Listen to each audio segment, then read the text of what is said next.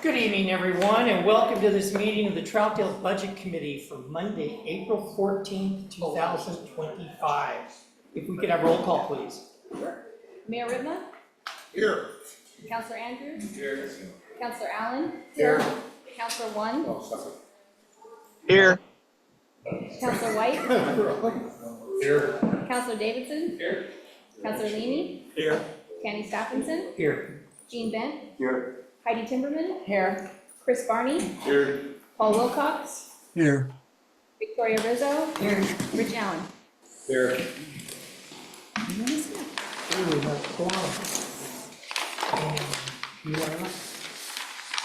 Oh, thank you, Mr. Chair. Well, you can live without, you'll have my voice, even though you'll live without my computer on yet. Getting organized here. Well, welcome. Thank you so much for your time tonight, for joining here tonight and process.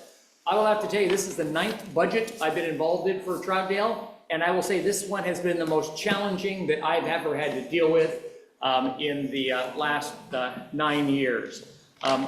Primarily, it's because police and fire costs are going through the roof.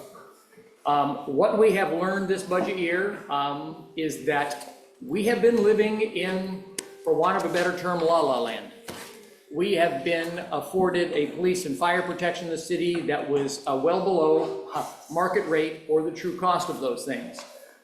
So that now we have to get out of that bubble and start anticipating the true cost of fire and police services in the future.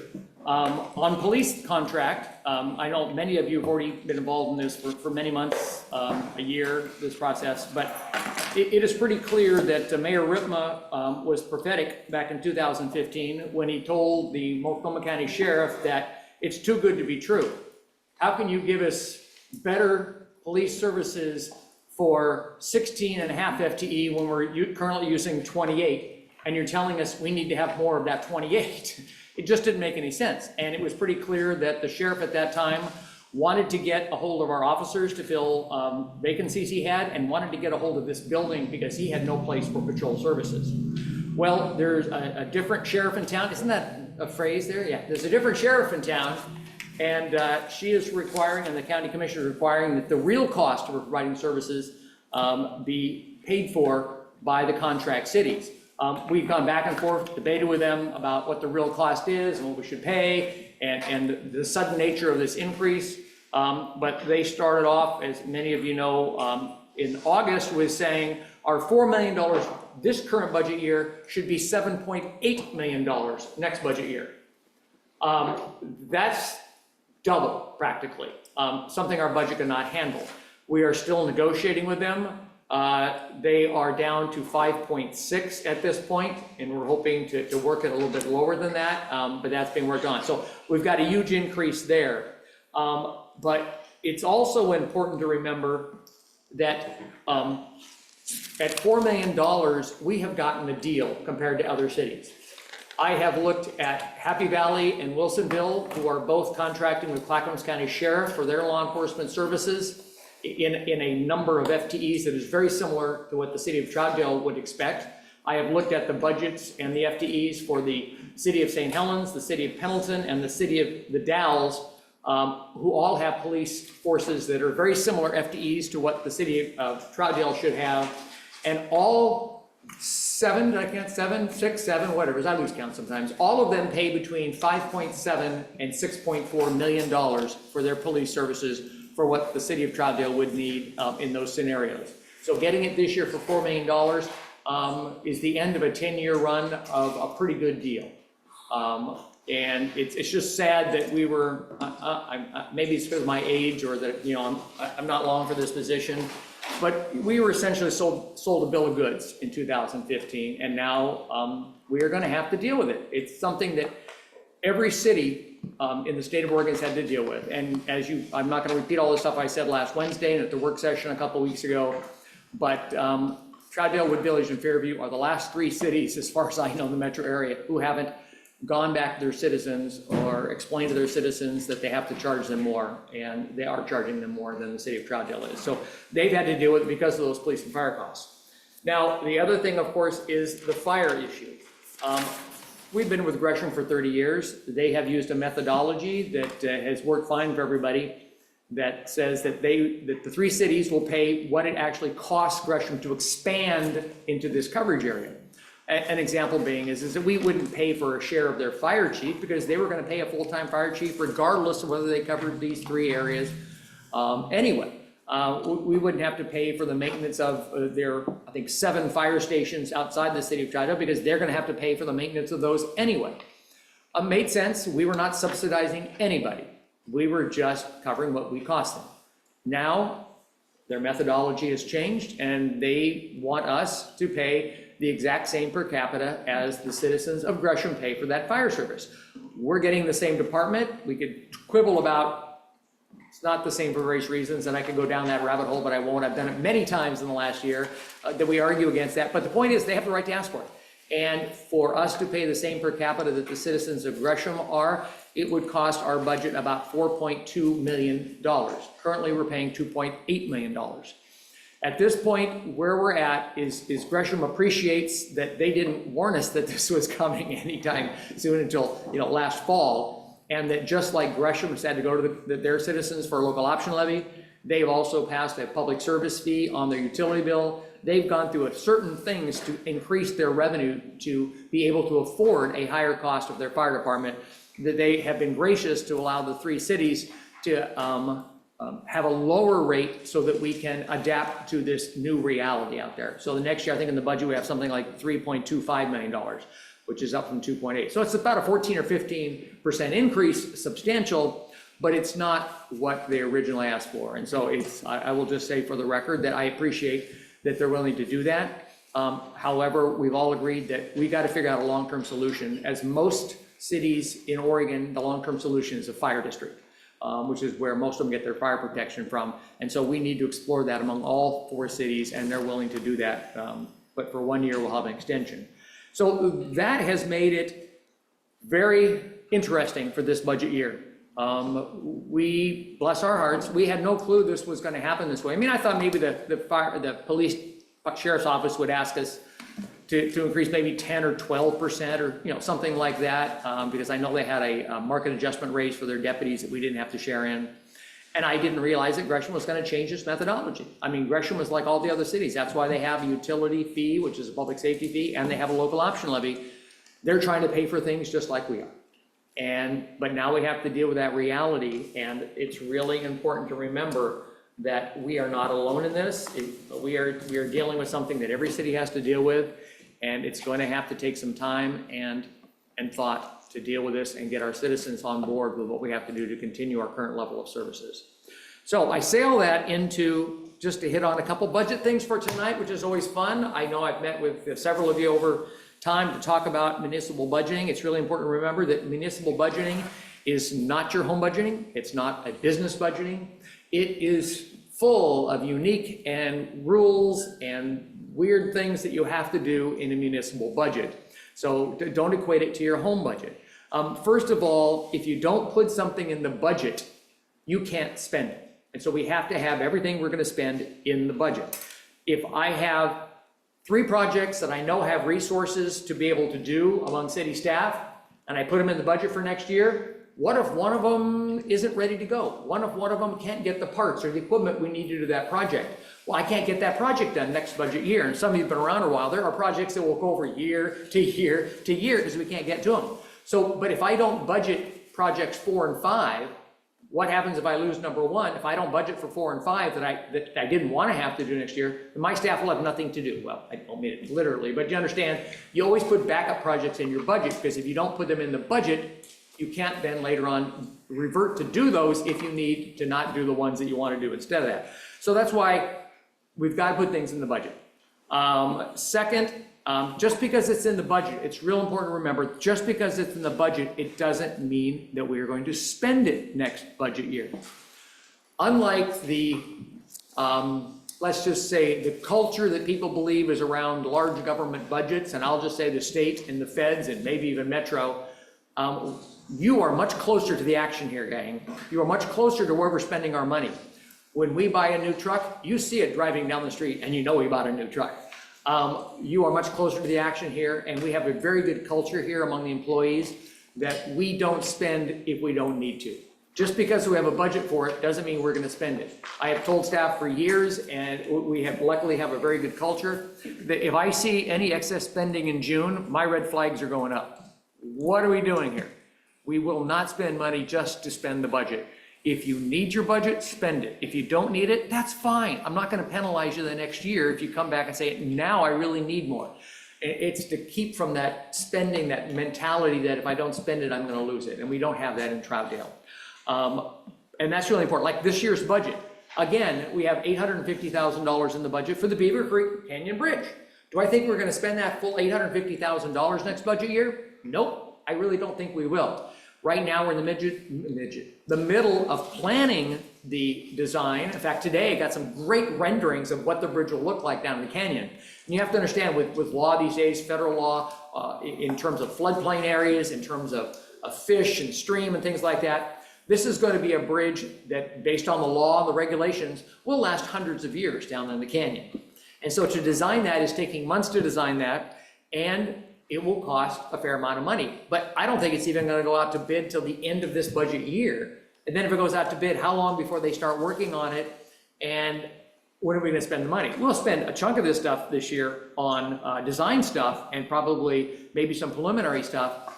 But we have to put in the full amount that we're gonna spend just in case we have to spend it. The second reason on a project like this that we may put in the full $850,000 is because most of this project is being paid for by other people. Always a good thing, right? We are looking to, we're feeling good about a $400,000 grant from Metro, and we already have in our pocket a $150,000 grant from the state. But almost always grants from other people require you to make sure it's in your budget. Because if we haven't budgeted to spend that grant money, why would they give us the grant money? So we've always continued to have it in there to show that we have a good faith intention of actually doing it, which is why we ask for those grants. So it's just part of the process we go through those grants. So you're gonna see stuff in the budget that we put in there that we don't plan to spend money on if we don't have to, but we need to have it in there just in case we have to. And you'll see things in that we know we're not gonna spend the whole thing, but we have to have it for other reasons. So yes, you will see deficit budgeting. We do that every year, but it is very rare to see deficit spending unless there's a particular reason for it. Years ago, I used the example of Imagination Station. That year, we actually paid more than we took in that year because we had planned on rebuilding Imagination Station. This year, we are probably going to be spending in 25, 26 more than we take in because we've got to adjust and deal with these huge increases in fire and police and keep it hopefully within a reasonable range, which is why we have an ending fund balance. This is why every year we talk about that ending fund balance. It is our, Eric, don't listen to this, it's our savings account. It is what we start with cash, so that if we have problems, we have something in the bank to get us through and not the city services not be harmed. So the other thing I like to talk about is silos. I can't remember how many silos we have, but we have 26 or 27 silos in the budget. A silo is a designated fund that can only be used for certain things. The water fund, if you take in your water utility rates, that can only be used for our water department. If we take in money for our wastewater plant, it can only be used for the wastewater plant. If we take in general monies like property taxes, it goes to the general fund and it can be spent for anything you want. But there's a whole bunch of these other silo funds that we can't use for other things. But the thing I like to look at overall, you do an amazing task to hold staff accountable. And I love being held accountable when I can be integrous and accountable to you. And one of the things that has happened over the last 10 years is overall, when you see our budget, overall, it's $80 million. Everything all in, siloed accounts, general fund. And back in 2016, we had an all funds, and you have that in your budget, all funds ending fund balance of $15 million. In this budget, you will see we are starting with an ending fund balance of $47 million. That is an indication overall that staff is obviously spending less than we're taking in. And that has allowed us to build up some very healthy ending fund balances in all these different siloed accounts, including the general fund. So that's really important. The last thing I've talked about before is contingencies. We've talked about it every year. Again, if you don't budget for something, you can't spend it. Contingencies are where we put the money that we don't budget a specific expenditure for, so it's sitting there in reserve in case we need it during the budget year. And as we've explained every year, that can only be spent with council approval. Staff has no authority to just spend contingency. It has to go through the elected body of the council. In this budget year, I know FTE is always a concern. This budget year, let me back up one thing, is that the budget you're seeing is not what my staff asked for. I reduced a lot of things before you've even seen this budget.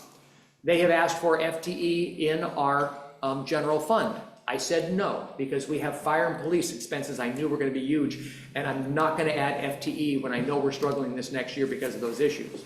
However, there are 2 FTEs we are asking for in the Public Works Department.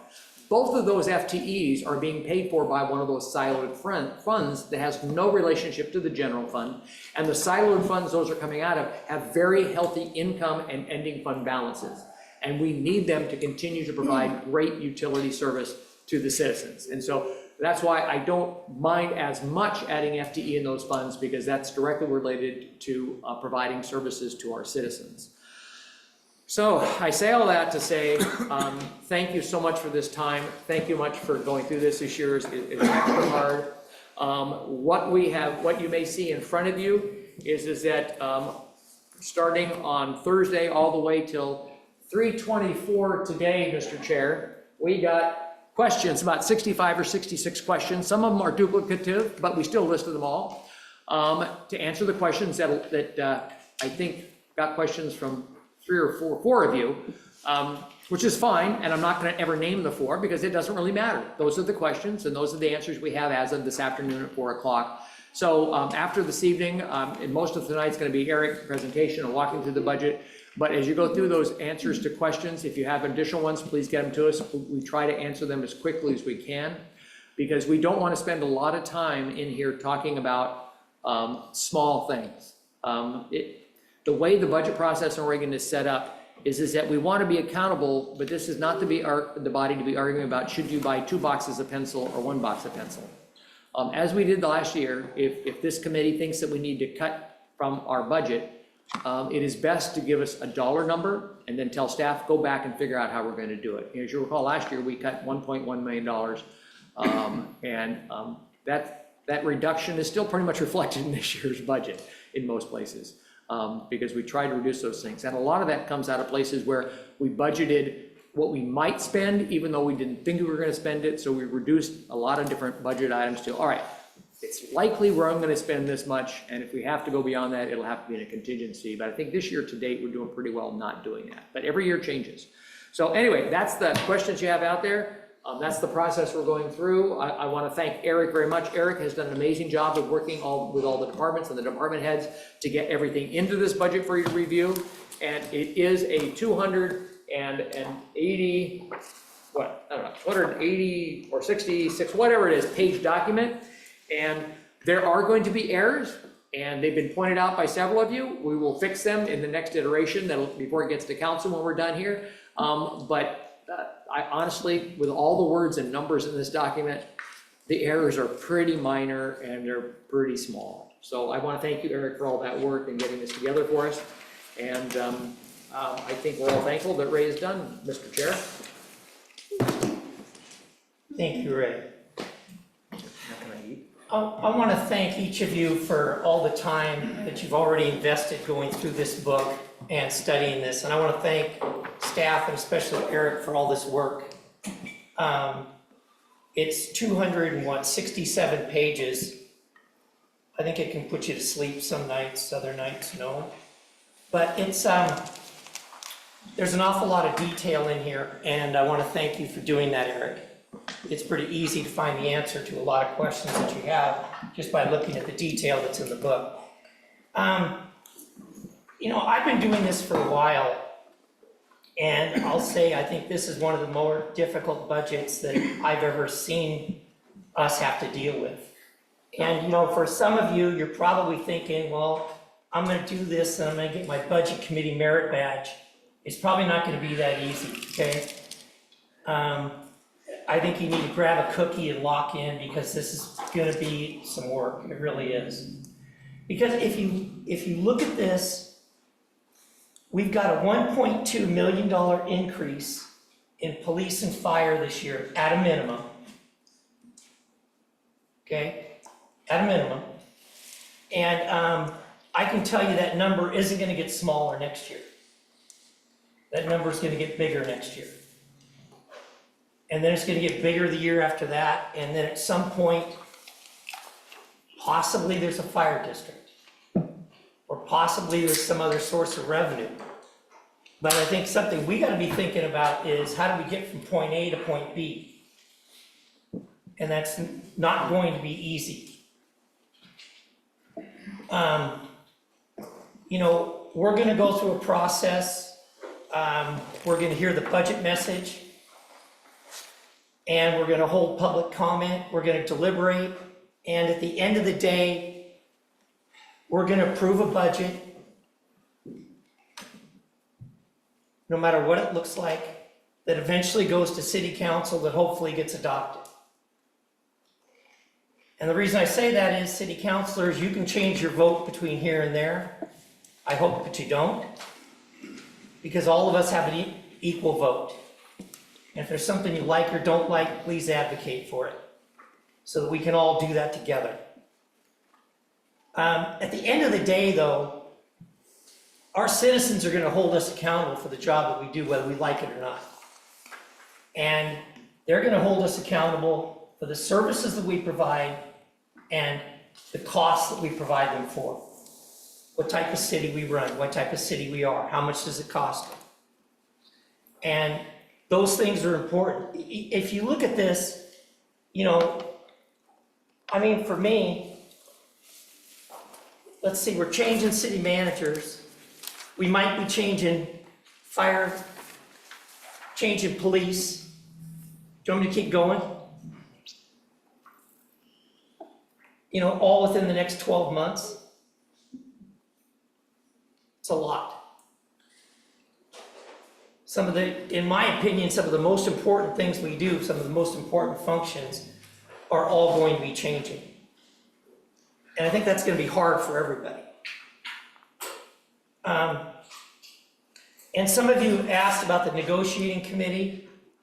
And, you know, I really thought this when I asked for that committee to be formed way back when. But believe me, that committee is working very hard. What is it, a couple meetings a week, at least? A lot with a lot of different groups. Yeah. Last week, just on these issues, we had 3 meetings in a row. And I can tell you, these are not the most engaging people to work with. Sorry, sometimes. 4, because we had another meeting, you and I, and the Yeah, negotiating we did, committee on yeah. Thursday. 4 days in a row. We are working very hard to do the best we can for the city. And so believe me, we're not taking this job lightly. And whatever we do, it's the best we can do.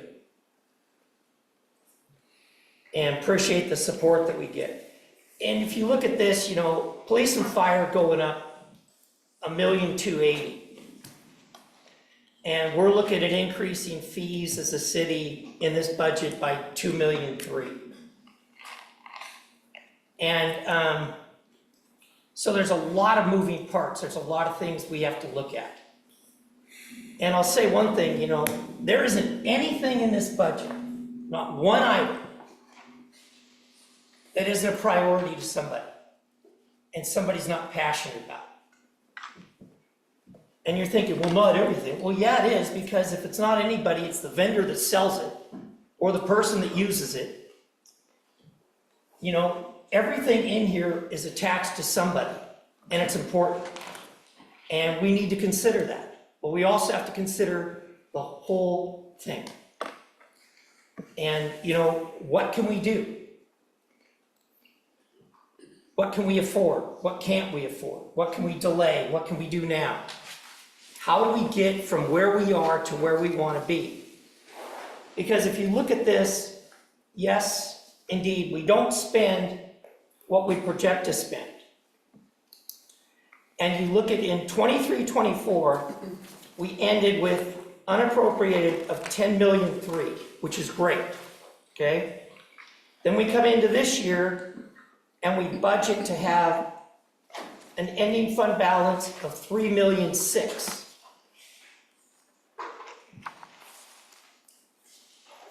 Which we should do better than that. But 3,000,006 is kind of even under the 4.1 million that we want to have. So these are things we've got to think about as we go forward. And you look at this year, we're looking at an ending fund balance possibly of 4.2. We don't spend all the money, but the thing you do have to remember is when we appropriate it, it can be spent. So we have to make sure when you're doing this, make sure it's things that you want to see happen.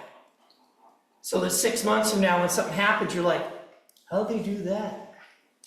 Well, it was in the budget. It's our job to know what's in the budget. And, you know, this isn't against anybody, but we are the oversight. That's our job, that's why we're here. We have to do the oversight. As fun or as uncomfortable as that is, that's what we have to do. I thank you for the opportunity to chair these meetings, and please raise your hand, speak clearly, so that all your comments get recorded, and if I don't see you, throw something at me. But I want everybody's questions to get answered, okay? Don't want anybody to walk away not feeling that they were heard, or not feeling that all their questions got answered, and that we all conduct ourselves in a professional manner. Because really, we all want the same thing at the end of the day. Any questions before we get going? No? All right. Thank you all very much. Eric. Okay, thank you, Mr. Chair. See if we can get fired up here.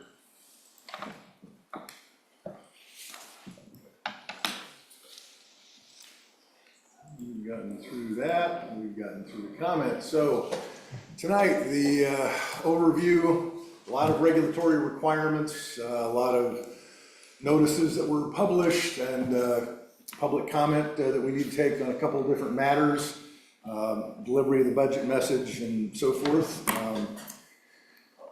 And then we have to do all, many of the same things separately for the Urban Renewal Agency, even as it's a separate entity with a separate budget. So that's sort of the overview. So we'll move to, I can get it to fire up here. The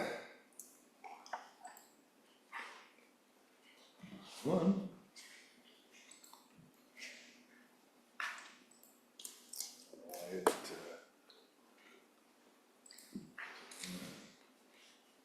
Show here, come on.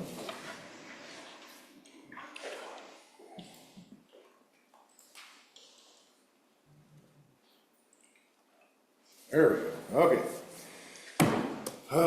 Budget committee responsibilities, we touch base on this every year as part of the obligation for budget training.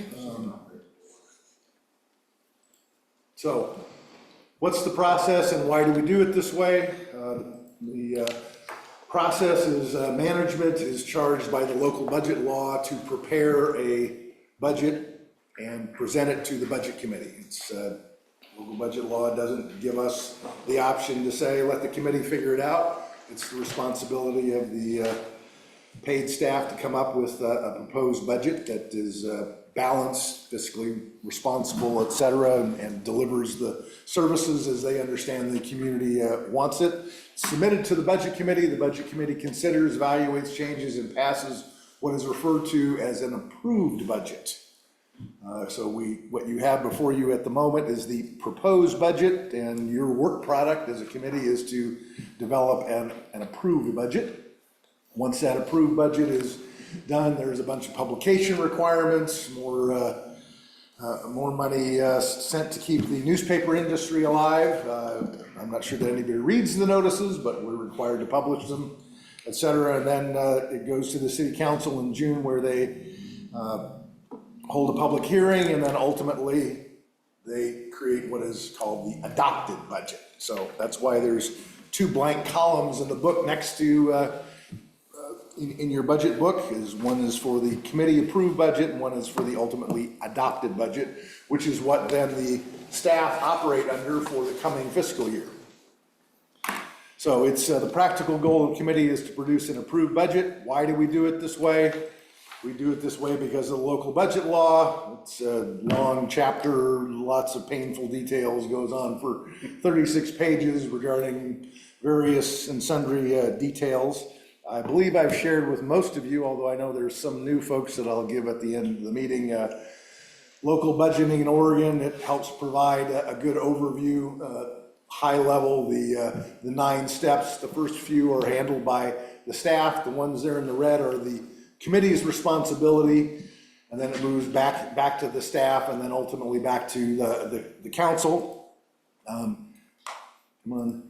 This always cracks me up because this is the Department of Revenue's version of the simplified budget process. But anyway, the budget committee's role is right there in the middle. It's essential. We can't get from point A to point C without dealing with point B, which is what the budget committee has to be involved with. So the budget committee's role is critical, part of the process. It's not a rubber stamp by any means. You evaluate it, determine if the proposed budget is reasonable, is it in line with the community expectations. You consider and evaluate public comment, and then you ultimately will approve a budget. So I've been asked in the past what isn't included. You know, there's a 6-hour class on all the many details and of the local budget law, but the overall purposes, standard procedure is what the legislature is looking for municipalities and special districts, counties, et cetera, school districts across the state. To outline fiscal programs, require estimates of resources and expenditures, encourage citizen involvement, and to control expenditure of public funds. This is to apply to all municipal budgets. The phases, the proposed budget, approved budget, adopt the budget, and then changes after adoption. That's what might be done by the council after July 1st. Some was mentioned regarding contingency, et cetera. So proposing the budget, what is it? It's simply a plan for one fiscal year, and it is based on estimates of revenues and expenditures. However, it is the basis for appropriations, and appropriations, again, is the authorization to spend, but not the obligation to spend.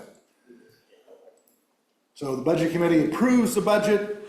Who's the budget committee? Well, that's you. It's specified that it is the governing body plus an equal number of citizens. So this isn't a creation of the Troutdale City Council. State law requires that the budget committee is composed of the equal number of citizens as the governing body. Staggered terms, et cetera, have got to be a resident of the jurisdiction and so forth. So the budget committee's duties: receive the budget document, which you've done, hear the budget message, which you're going to hear me drone on about soon, consider public comment, discuss and revise the budget as needed, approve the budget. You also have a critical role in that you are required to approve the property tax levies for both the permanent rate as well as for the general obligation bond levy. Without that, we can't get it to the council.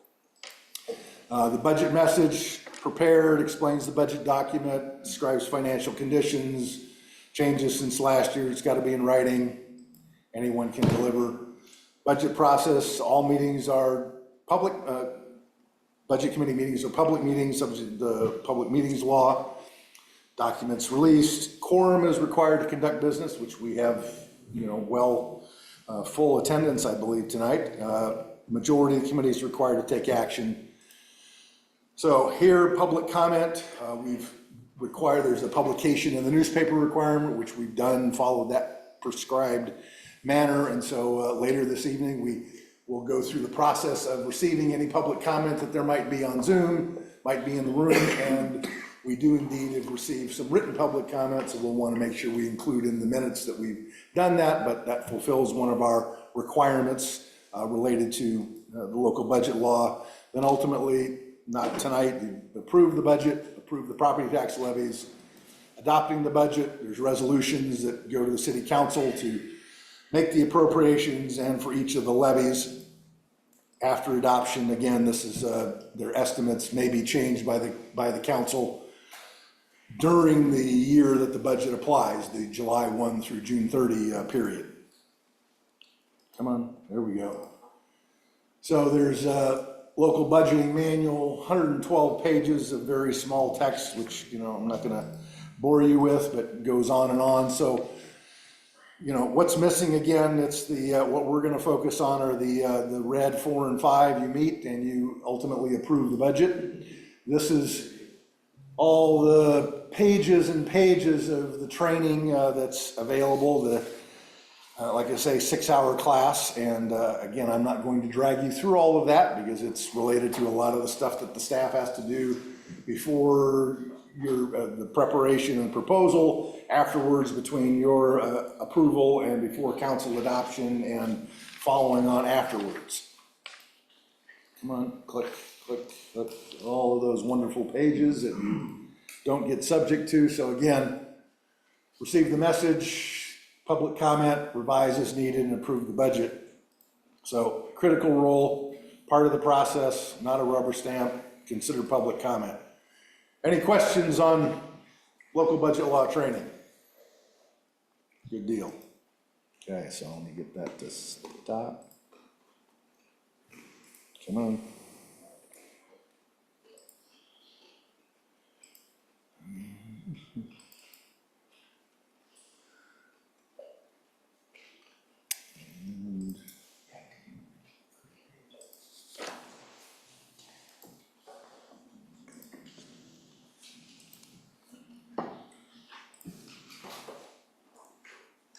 Okay, budget message. So the management's proposed budget, the document that you have in front of you, the economic outlook, strong employment, inflation, Federal Reserve interest rates, housing, recession, cross currents.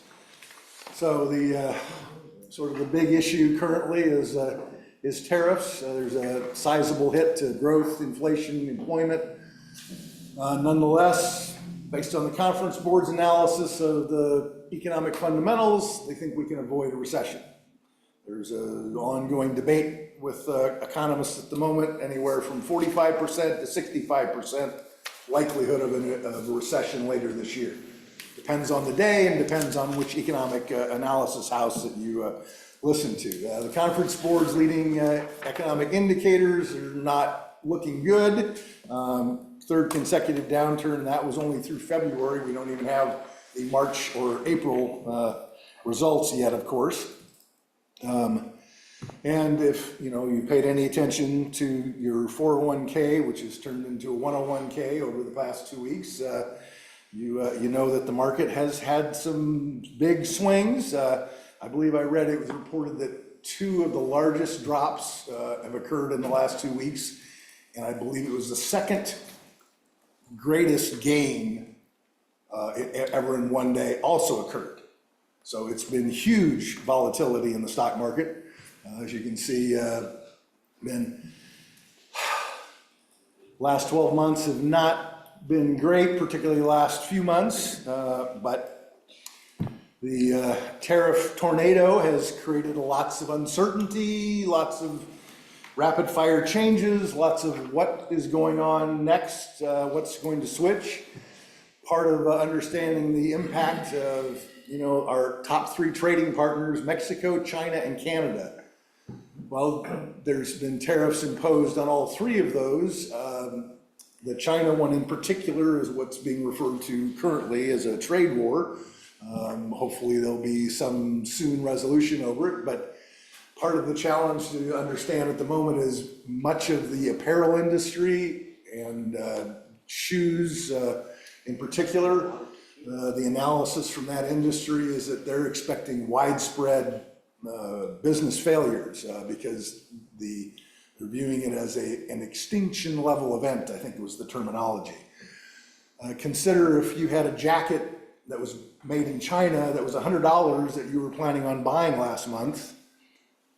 This week, it's now $245 based on the tariffs that have been imposed.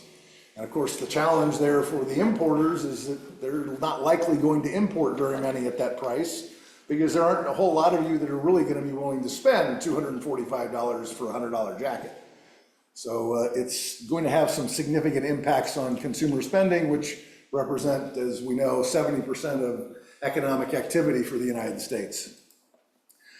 So the uncertainty as companies try planning on how to restructure their supply chain, the uncertainty is both weighing on both them and their customers. You know, this CEO at Wells Fargo, I sort of get the Captain Obvious award, you know, continued volatility, uncertainty. Yeah.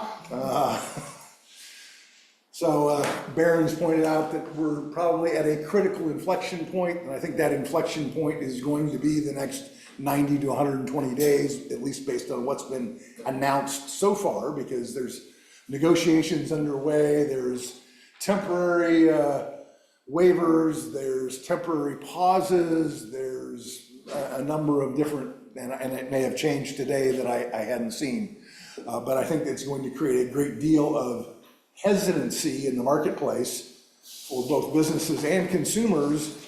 Even if they're optimistic about their own future, they're going to be a little bit hesitant about what should they spend and when should they spend it, and is the price going to be different now or later or in 2 weeks. And so even if they're employed and they're in reasonable financial condition, it may cause them to curtail their spending simply because of uncertainty, which will then begin to feed into demand. So housing market is not good and has a continued decline, even though there's great demand for it.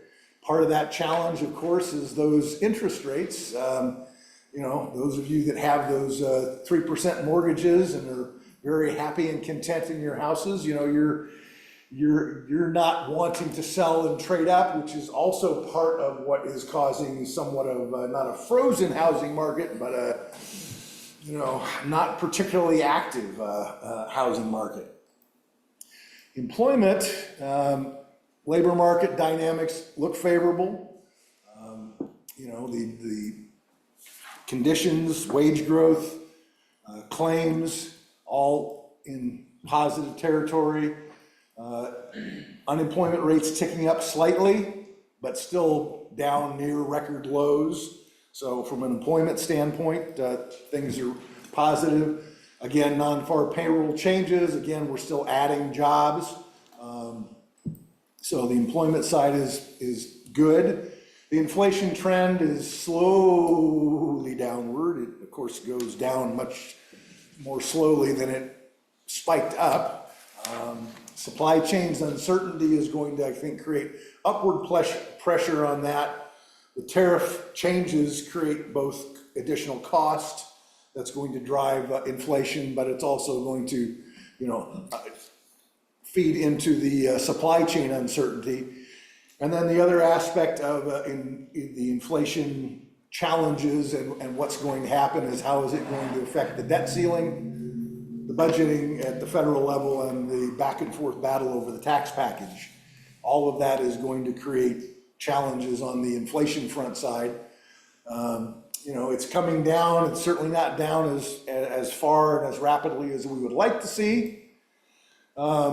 Again, the components, again, as I mentioned in other meetings, the inflation rate is sort of individualized because, you know, if you're in housing is 44%, but if you're in a home with a mortgage and you're in year 12 of your 30-year mortgage, you know, you're not experiencing that big mortgage rate increase costs. Your mortgage, your housing cost is relatively static. Of course, the highly visible ones are food, eggs being the big example. Gasoline is always another one that's highly noted, but again, it depends on the nature of your own household, what your CPI experience is. Consumer sentiment, consumers have a expectation of inflation rising significantly over the coming year. And part of the challenge, and one of the things that really is a concern for the Federal Reserve, is that expectations many times create fulfillment. Consumers begin to believe it, and it starts to feed into accelerating demand in the near term, which can be hit from a supply squeeze. Again, the consumers are anticipating inflation rate's going to be 6.7% in a year. Not a number that we really want to see, and not really something that would allow the Federal Reserve to lower interest rates from where they are now, because that would just add fuel to the fire. So again, the consumer confidence is not in the direction we would like it to be. The sentiment index dropping down, it's not, the absolute lowest, but pretty darn close. It's continuing to tick down. Michigan sentiment's fallen for the fourth straight month, 11% decline from March. Warning signs that they're seeing in the survey results: business conditions, personal finance, incomes, inflation, and labor markets all continue to deteriorate this month. It's not a positive on the horizon. Again, consumer confidence, a slightly different measure, comes from the Conference Board. It's also a confirming factor that the outlook is not positive.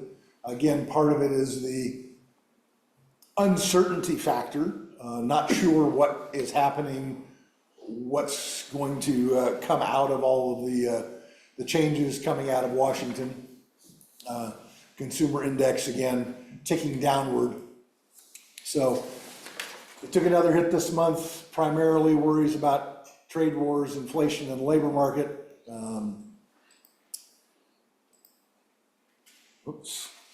we go. So the small business index, again, falling. So it also confirms that not just the consumer, but the small business owner is also does not have an optimistic outlook given the conditions. So we're going to be contending with, again, what potentially a recession, again, depending on the day, depending on the economic house doing the analysis, but you've got depth, diffusion, and duration. All of that is still up for debate. Again, the forecast for the Conference Board is that, don't see it occurring, but the economic outlook is a bit foggy. It's a challenge for both businesses, Main Street, corporate America, Wall Street. Consumers are all looking for clarity, and that's the difficulty at the moment.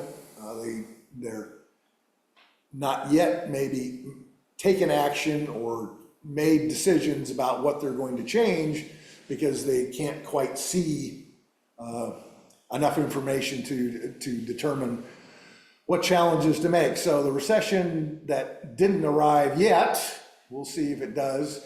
Inflation's expected to rise. Cost levels are going to remain where they are or at elevated levels. Supply chains are being disrupted based on the current tariff activities. How much of it's going to be a disruption, how much it can be restructured, remains to be seen. So, businesses are challenged figuring out what they're going to do and how that's going to affect their business investment as well as their employment plans. So, any questions on economic outlook? Okay, we'll keep charging forward. So, the proposed budget, so citywide, 80 million, as Ray has mentioned earlier. Citywide, 17,427,000 on materials and services, only up 813 across the year. Public Works funds, again, this is composition or structure of the budget as part of what the budget message is to provide. So there's Public Works funds, capital improvement funds, debt service funds and the general fund, even though it tends to get all the conversation, there's lots and lots of other funds in our budget. So the operating funds, as we think of them, for the water utilities and the street service, so water fund, sewer, street, stormwater fund, the utility budgets, there's a 7% increase in the proposed budget. Rate increases necessary to pay for the cost for maintenance and operations, upgrades of infrastructure, et cetera. The water utility increases the 7% rate increase, 39 cents per 1,000 gallons. Whoops, clicked too quickly there. Come on, go back. There. 550 to 589. Sewer fund, again, 7%, 378 per equivalent residential unit, 53 to 57. Stormwater fund, again, another 7% increase, 24 cents on the rate, 340 to 364 increase per 1,000 of the impervious square feet, that which is how the stormwater is calculated. So it's estimated that the impact on an average Troutdale household, $7.16 per month. And I say average, I'm talking about the typical or the stereotypical single-family resident kind of example. Again, rate increases necessary to pay for the cost of operations, maintenance, and infrastructure upgrades. CPI for the last 24 months ended the 6.656. July 25, which was when the rate increases would go into effect if the city council adopts them, which these are simply proposed in the budget. Budget committee doesn't set the rates, but the city council will ultimately have that in front of them, and they will determine whether that's the case or not. If so, they would be effective July, and that would have been 24 months since the last increase, which is part of why we're proposing it. Question is always, how does that impact folks? So, you know, the rating benefit increase from COLA from Social Security, there's been about $149 increase over that 24-month period. So that $716 monthly cost is about 4.8% of that increased benefit. So it's not anything that anybody wants to have an increase, but it's also not a devastating portion of that increased benefit. Improvement funds, SDC funds, these are other capital improvement funds within the Public Works umbrella. So water improvements, sewer, street, and stormwater improvement funds. And then the pair or the complementary, the reimbursement funds, SDC reimbursement funds for water, sewer, street, and stormwater. Those are also siloed funds, as Ray refers to them in the budget. Part of why the budget document is as long as it is. Internal Services Fund, we have the Public Works Management Group, Engineering Project Management, as well as then the Equipment Maintenance Group. And then there's some other funds like put under this umbrella of other. There's the Utilities Undergrounding Fund, the Bike and Path Trails Fund, which is essentially a state required fund. Street Tree, the Parks Department is a division or a department within the general fund, as well as the Solid Waste Recycling is also a general fund department or division within the general fund. And then the Parks Improvement Fund, which is an SDC funded for parks. And then other funds which aren't under the Public Works umbrella, which we've got the Code Specialties Fund, the Sam Cox Building Maintenance, and then the debt service funds. Sort of round out kind of all of the funds as part of the, again, the budget structure. So the capital outlay, $12,861,000. It's outlined on page 18, the table. Biggest in the general fund is the Beaver Creek Bridge that Ray had mentioned earlier. The remainder of that total is composed of capital outlay across all of those different public works funds that I touched on previously. Again, they're in that table, as well as separately at each of the funds. Debt service funds, the general obligation refunding bonds or for this facility. Debt service is paid from the property tax levy, $550,000, 6 years remaining. This year, the proposed budget proposed to eliminate the subsidy from the general fund to the debt service fund as a portion of the lease, this building's lease revenue. That's part of the proposed budget. Again, based on the dramatic cost increases that the general fund is facing, that eliminates $175,000 expenditure. Full faith and credit, again, this was borrowed for the, primarily to, well, exclusively to support the Urban Renewal Agency activity. The Brownfields Redevelopment Fund through the state Business Oregon, or Oregon Business Development Department, $1.5 million, 7 years remaining. Current year is $203,000. Debt service details are at the very back of your budget book. This is paid from general fund revenues because it's not a general obligation bond. It's a full faith and credit obligation, so it's a general fund expense of $203,000. So the general fund 25,993 in requirements, adjusted revenues 2.2 higher than the prior year, appropriations 1.949, I can't speak, pardon me, higher than the prior budget year. Estimated property tax revenues, 3% increase is what I've got plugged in there.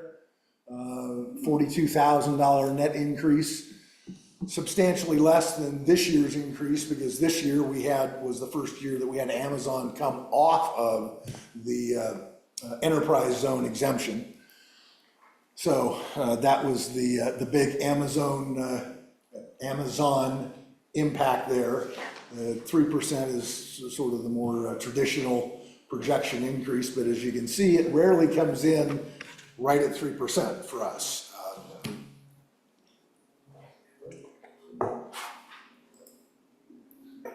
So, as Ray mentioned, the Gresham Fire IGA potential 1-year extension at $3.2 million, increase of $435,000 or a 15.6% increase over the current year.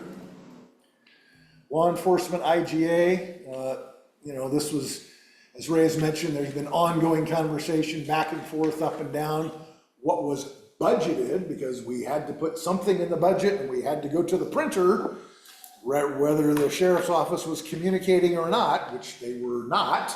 So what is in your budget book is a 20% increase.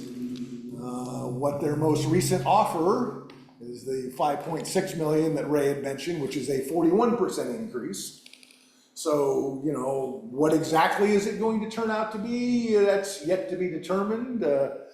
Hopefully it's going to be somewhere between those two numbers, but that remains to be seen.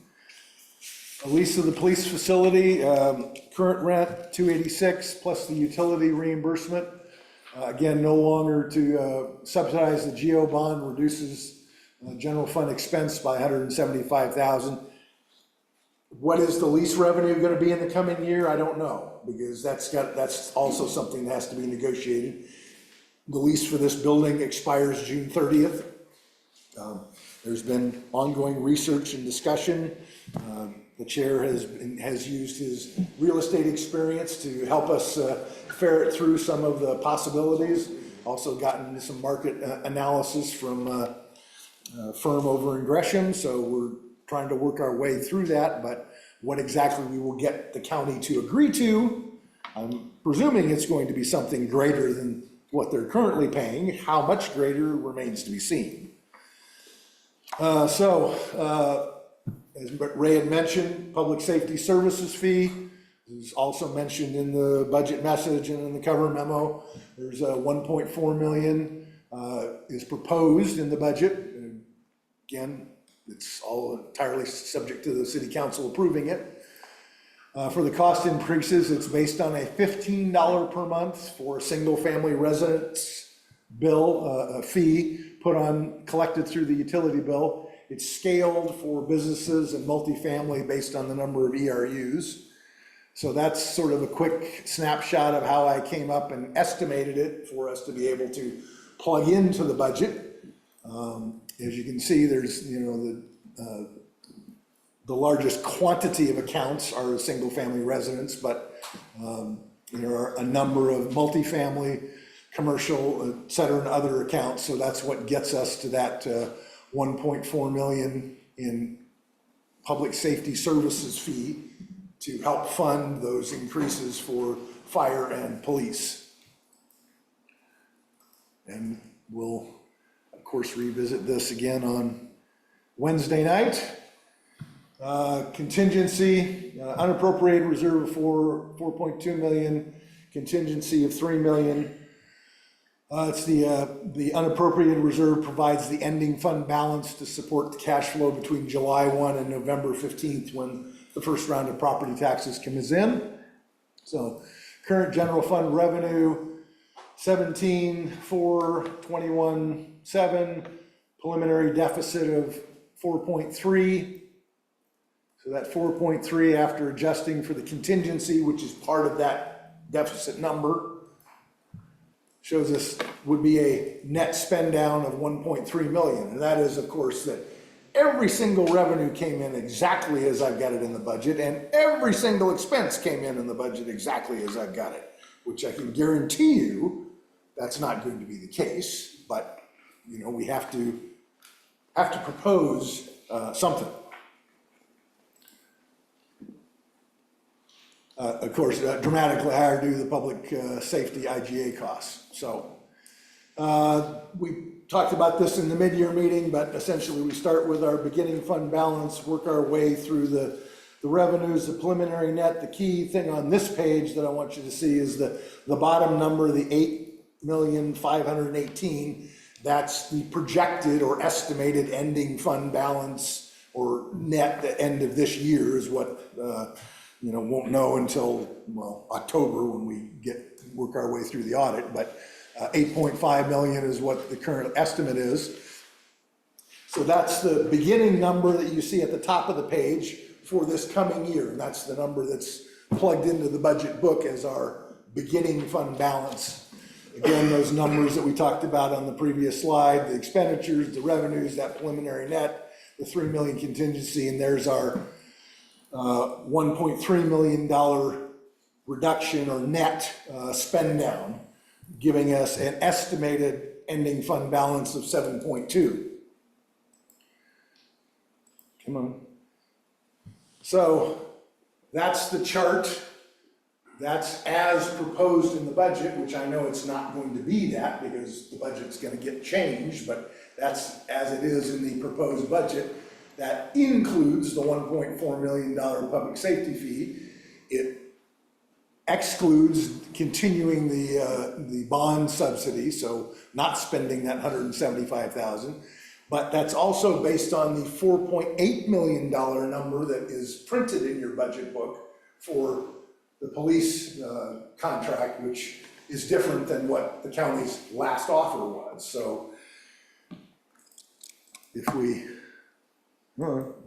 there we go. That's sort of a more negative perspective. If the council chose not to approve the public safety fee, if they chose not to discontinue the bond subsidy, and if we have to pay the most recent sheriff's proposal, it drops down to 4.7. We'll certainly spend more time on this on Wednesday night when we spend time on the general fund, but as part of the budget message, it's always a preview, a snapshot. So in summary, subject to labor cost increases, increases necessary to pay for infrastructure, continuity, dependable utility services, trying to look through near-term disruption and work on goals. The Urban Renewal Agency is one of our major priorities and will continue to have a financial pull on the city and the city's general fund. And so available resources are attempting to do that. We expect the economy to slow over the remainder of 2025. Whether it dips into a recession or not remains to be seen. We'll have to see how much hesitancy, how much is resolved during this inflection point period. And allows us, the budget allows us to try and address the needs for various maintenance, as well as be prepared to deal with the Urban Renewal Agency. Maintain essential services, infrastructure, capital needs, goals and objectives. So, questions? Mr. Bent, Earlier you mentioned the tax, the 7% rate, proposed rate increase on utilities. And it only being, I think it was 4.8% of the increase in Social Security for people like me. The only issue that I think people should be aware of is everybody in the monkey's uncle is hitting us with 4, 5, 6, 7% more. So it's not just here. It actually will consume and exceed that increase in Social Security. Clearly, probably double or triple when you add in groceries and other things like that, probably triple it. So I don't know, that comment is very typical from individual entities because that's what they're saying. But when you add them all together, it's gonna definitely explode well beyond that. And I don't have any problem with that 7% rate increase. I would approve of that, but just wanted to make that clarification. thank you. Okay, other questions? See any? Mr. Bent? And on Wednesday, we'll get more questions into the details on the police and fire? Or now? Yeah. You want to do public works, right? Is that your plan?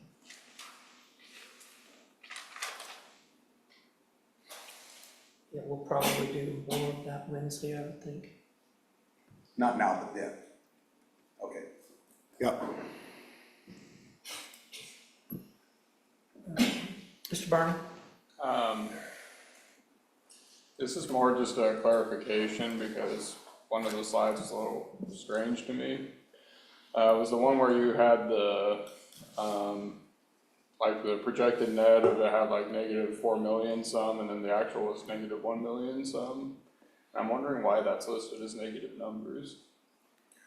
That's the difference between the revenue that's expected to be received next year and the expenditures that are, I shouldn't say expected, it's the amount budgeted for revenue and the amount budgeted for expenditures, the difference being more expenditures, or 4.3 million of expenditures, greater than budgeted revenues. And then the difference being backing out 3 million of that number of the contingency is what turns it into 1.3 rather than 4.3. And that's without counting the starting balance? Correct, it's just talking about the sort of the operating results for the budget period. Thank you. Any other questions? Okay, we ready to go on to state shared revenues? Yeah, let's go ahead. Okay. Get my screen to work here.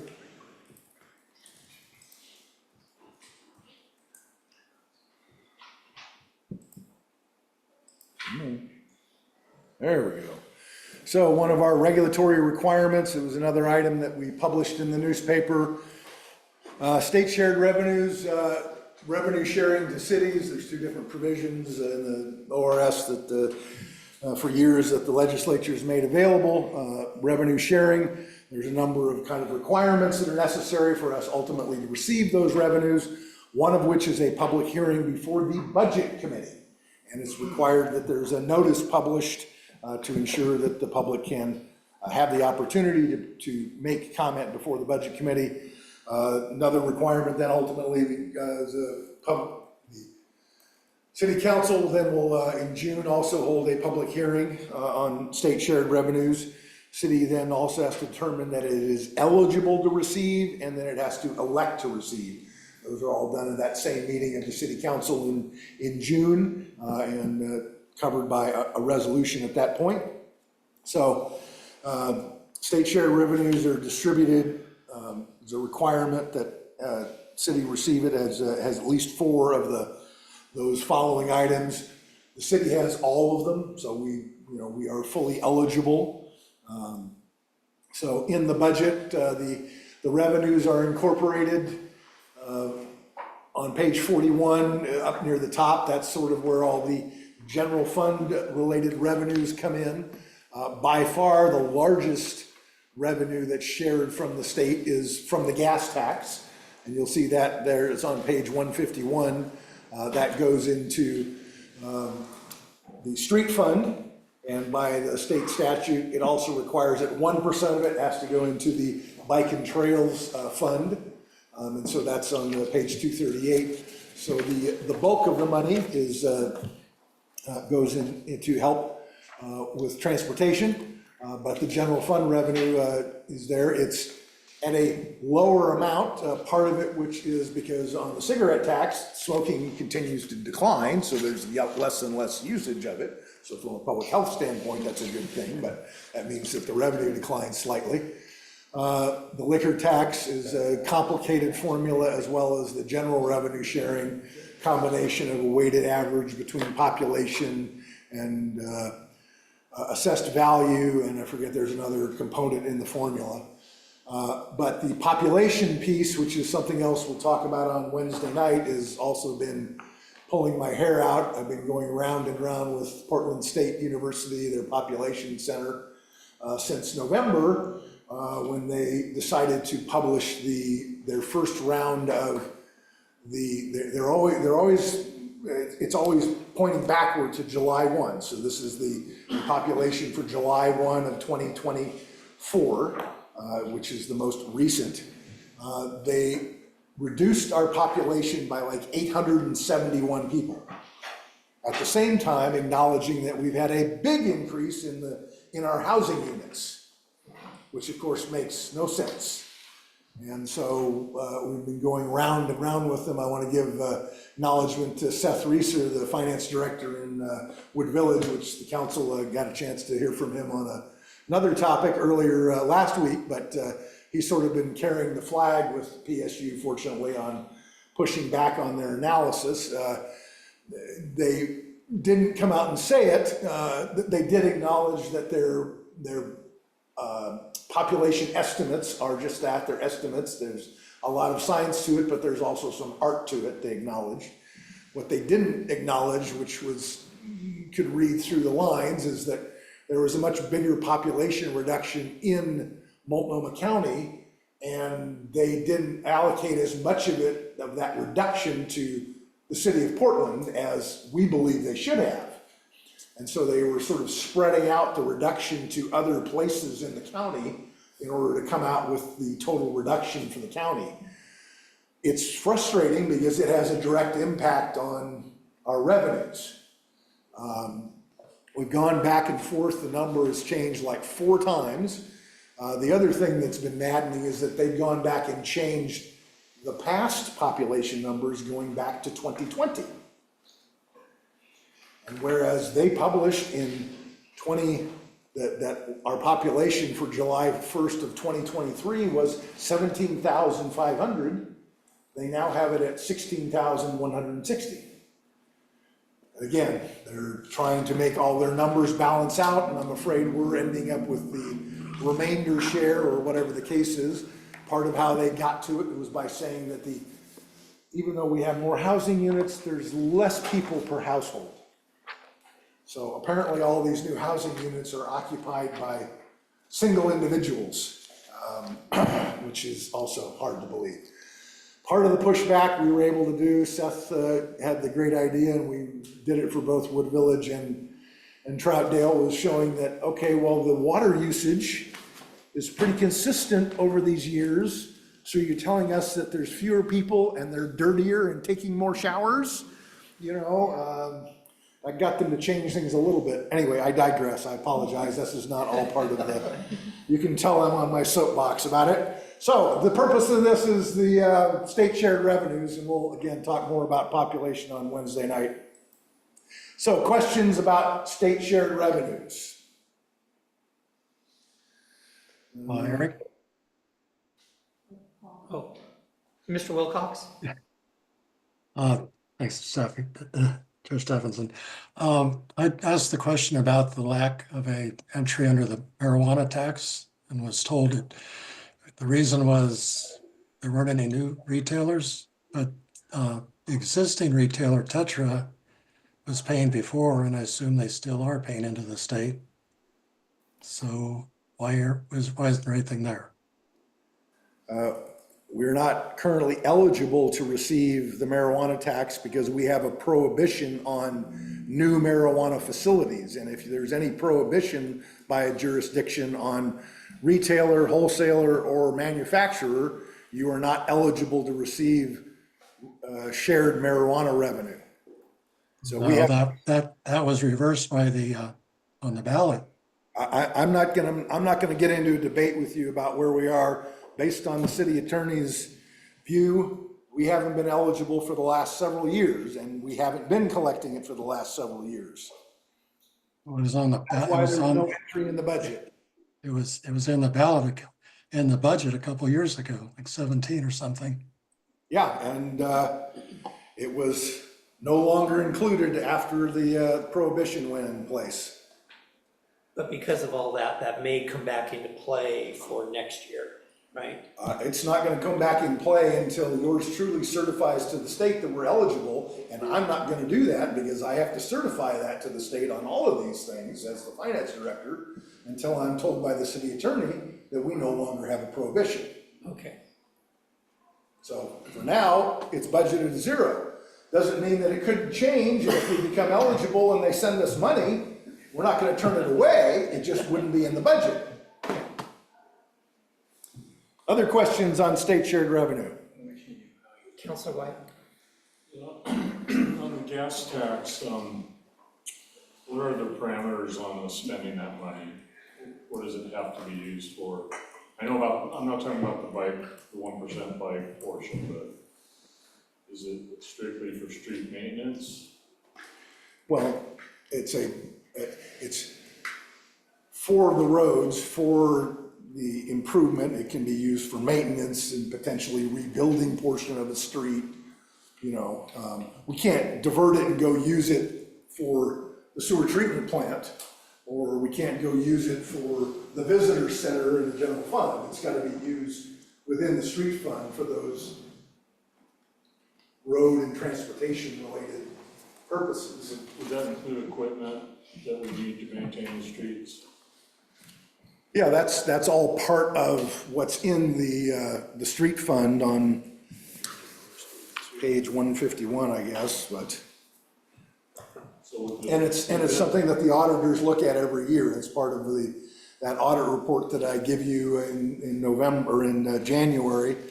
Part of the state, additional state requirements, they're required to look at the expenditures of what occurred out of the street fund to ensure that all of the expenditures are qualifying, is I guess the right word to use. So would that proposed $425,000 street sweeper be eligible to be paid out of this fund?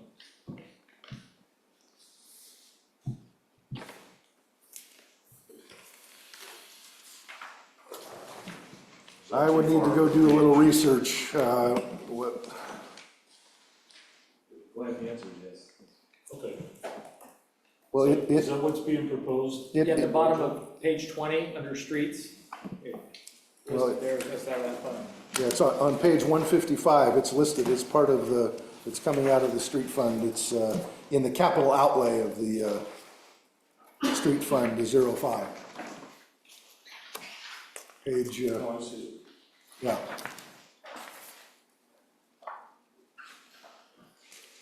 Any other questions on state shared revenues?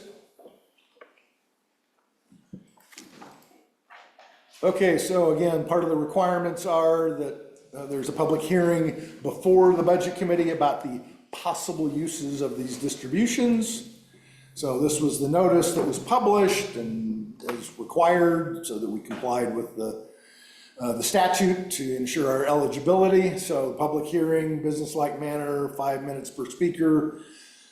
This public hearing portion is limited to state shared revenues, not other city issues or other related issues. So public hearing, whether there's any written comments, I'm not aware of any comments on Zoom and any those in the audience. So with that, Mr. Chair, I would ask you to hold the public hearing on state shared revenues. This time, we'd like to open the public hearing on state shared revenues. And this will be comments limited to state shared revenues and the uses of them. Did you receive any comments, Sarah? No. Okay, anyone on Zoom wishing to comment on state shared revenues? Okay, anyone in chambers? No? Okay, at this time, I'll close the hearing on state shared revenues. And in a nutshell, with this population thing, we're all gonna have to start drinking, smoking, and driving more, right? To make up. All at the same time. Yeah, not simultaneously. And no driving of electric vehicles because that doesn't help. Okay, so you've closed the public hearing on state shared revenues, and we can check that box that we've complied with that requirement. So the next requirement would be the public hearing on the budget. If I can get that to work here.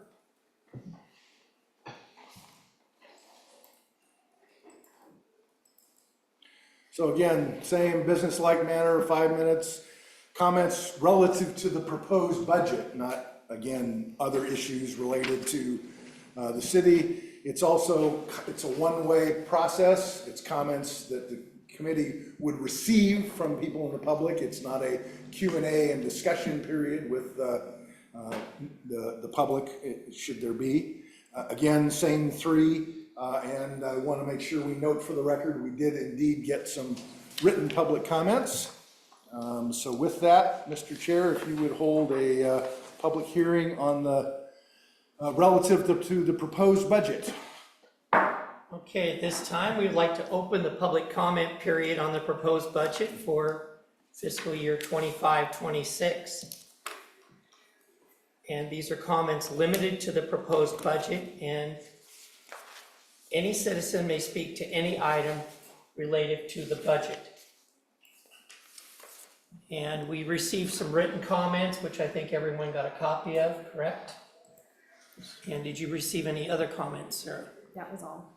Okay. Anyone online wishing to comment on the proposed 25-26 budget? Not seeing anyone jumping to unmute themselves. Anyone in chambers wishing to comment? Yes. Don't know if I need to come closer, but. Please. Okay.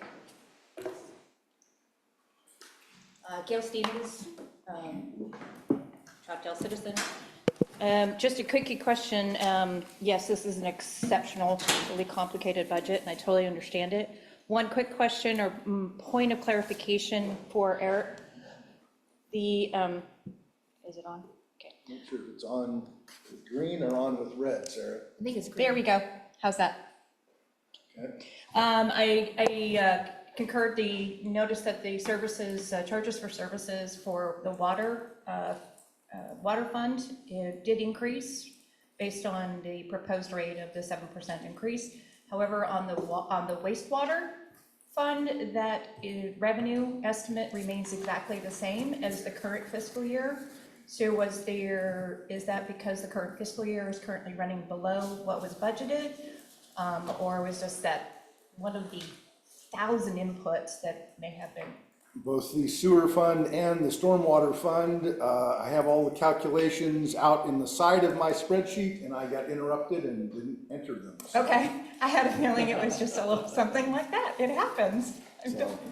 So, yeah, there's a potential that that revenue line would increase based on your 7% proposed rate increases, or Yeah. whatever is finally approved in the wastewater and stormwater funds. Okay, thank you. Thank you. Anyone else wishing to comment? All right. With that, I will close the public comment period. Oh, look at this. Cookie time. Okay, you want to take a 10-minute break? Is good? Okay, let's take a 10-minute break and we will reconvene at 7:36. We're in recess. And Mr. Chair will come back into the urban renewal. Right away. Yeah.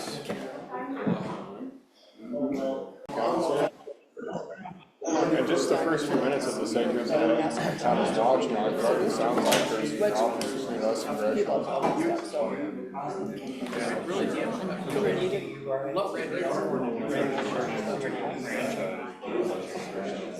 Yeah, okay.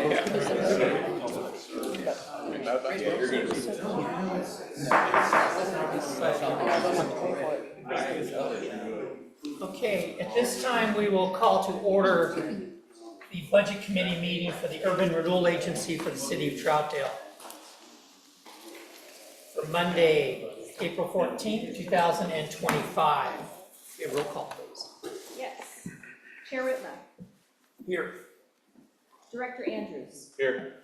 Director Allen. Here. Director One.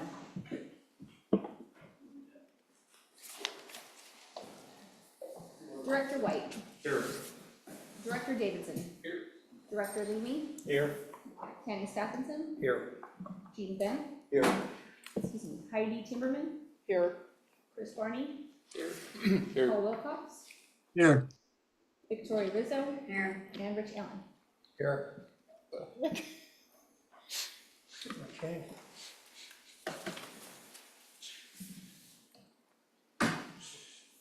You looking at me, Mr. Chair?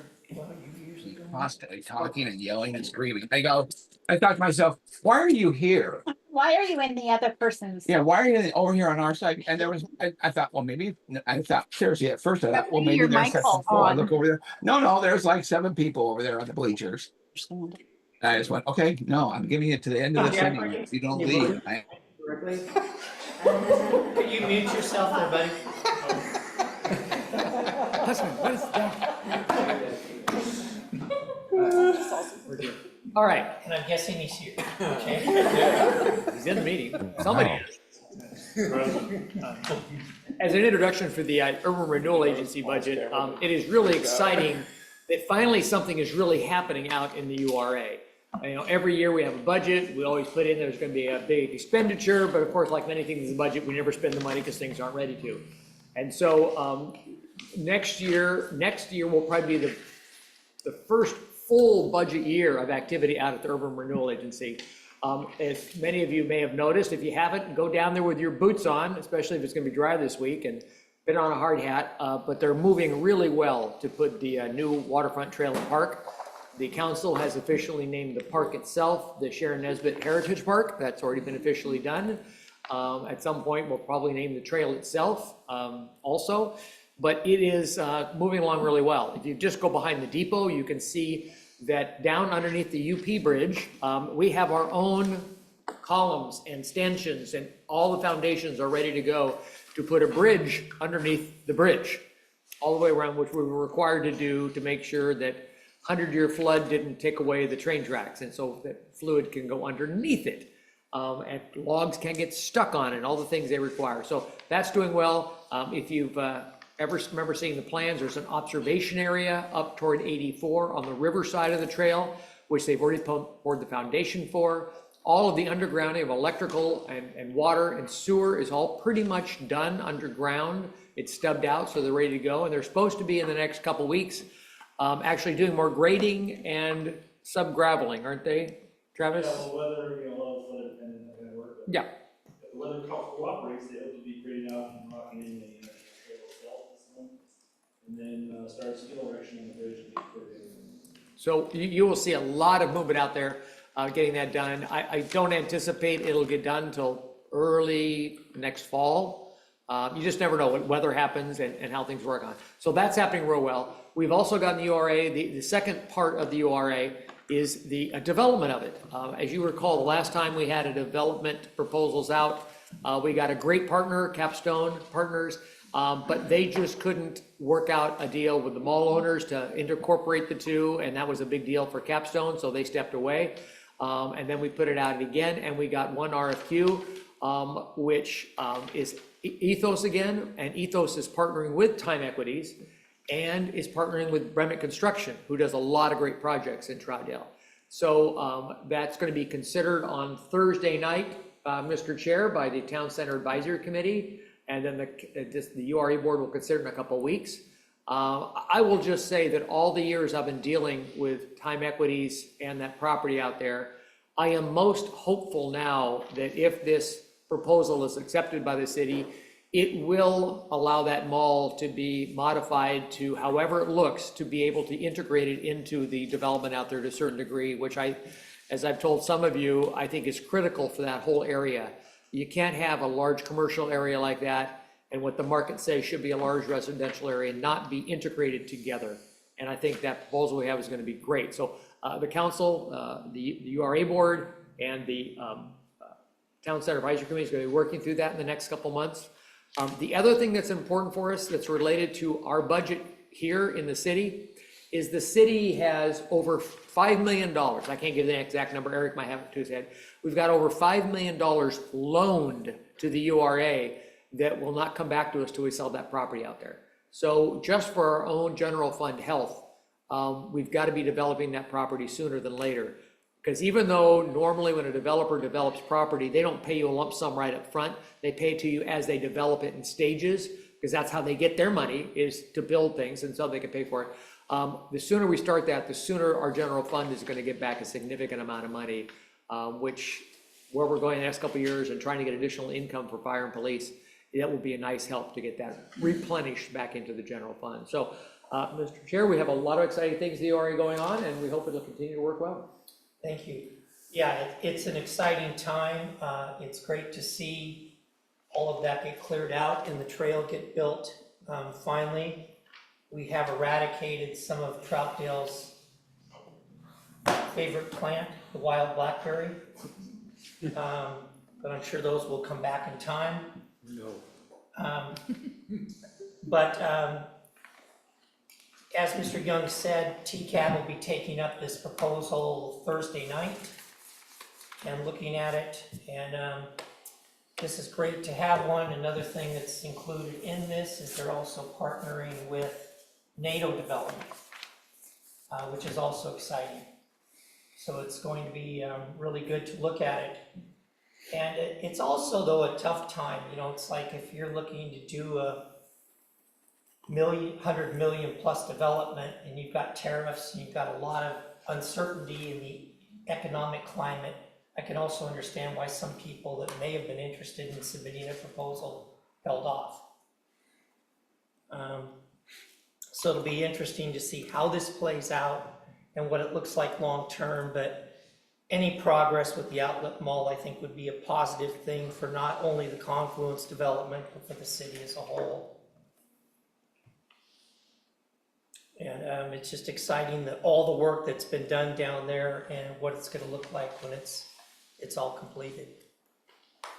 But as I always say, you know, we have one chance to screw this up, and hopefully we don't take it. So with that, I will send it over to Mr. Millen. Thank you, Mr. Chair. Let's see if I can get this to load.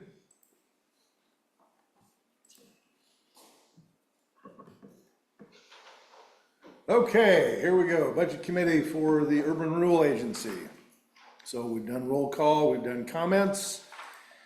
And so duties of the Budget Committee, they're all the same as you heard an hour and a half ago from on the budget for the city budget committee. So all that same stuff, I'm not gonna drag you through all of it again, but it all applies to the Urban Renewal Agency Budget Committee since it's a separate budget. So the budget message for the Urban Renewal Agency,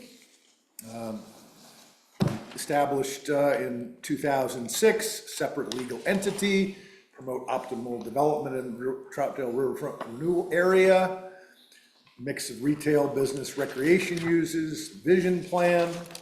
So the boundaries of tax lot boundaries for the agency, the overview shot. The agency is composed of two funds, unlike the many in the city budget. There's just two. Oop, why does this keep? Oop.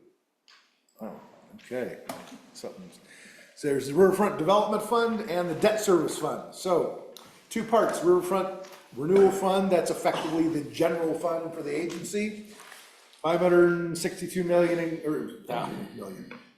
thousand in cash currently, 1.6 million in TIF-backed debt, 5 million non-TIF, another 1.5 million of the Business Oregon loan, and another 1.1 million of accrued interest.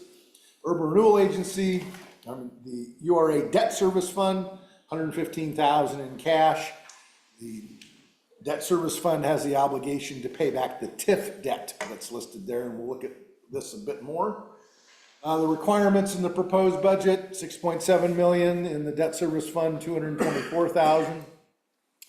Agency is operating on funds loaned from the city's general fund.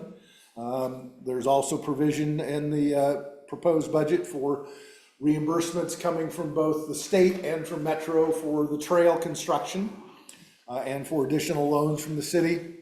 Trail construction is in process, as city manager already mentioned. The property marketing RFQ is underway, and the grant funding that we mentioned.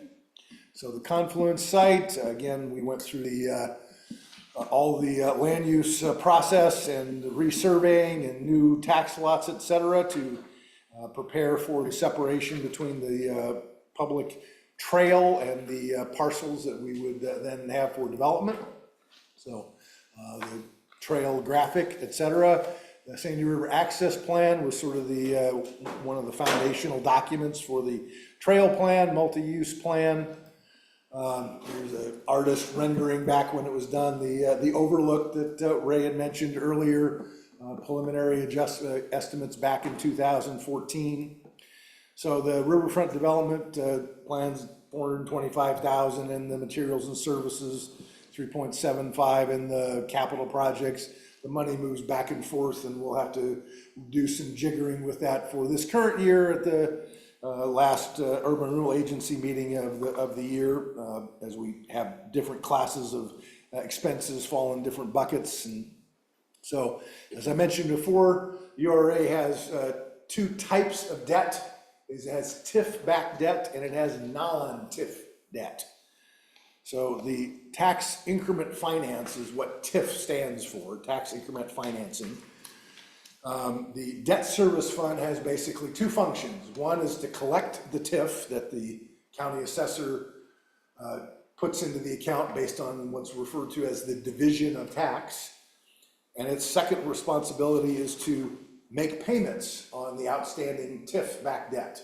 That's all it gets to do. Currently, the agency owes the city general fund 1.6 million of TIF-backed debt. It collects the tax revenue, as in the budget book that outlined in one of the tables, but projected 10,437,000 of increment value, resulting in a gross 156 of tax increment. The net tax increment received will be less because of uncollectibles, but this is the basic concept of TIF financing. You get a frozen base when the agency starts. Then as development is accomplished on the site, you get additional taxable value goes into that increment category, and all of the overlapping taxing districts' tax rates for that increased value, whoops, must be some auto play going on here. all of that goes to the agency. The frozen base remains the same. All the overlapping districts continue to get the same taxable assessed value as the day that the agency started. And then once the agency is done and everything is paid off, then all of the taxing districts, of course, get the tax assessed value on the higher increased value, the fundamental concept for the urban renewal. So this table is in your book, but essentially the frozen base back here in 05, 06 of 19 million, that remains the same. As the value grows, then the difference between the two is the increment value. The overlapping taxing consolidated rate is the $15.0072.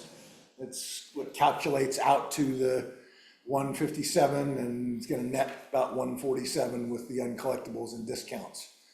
That's the TIF revenue. Now, once there's increment value grows, if there's $50 million of development out there, then, got it? Then all of a sudden you're getting $15 a thousand on 50 million rather than on 10 million.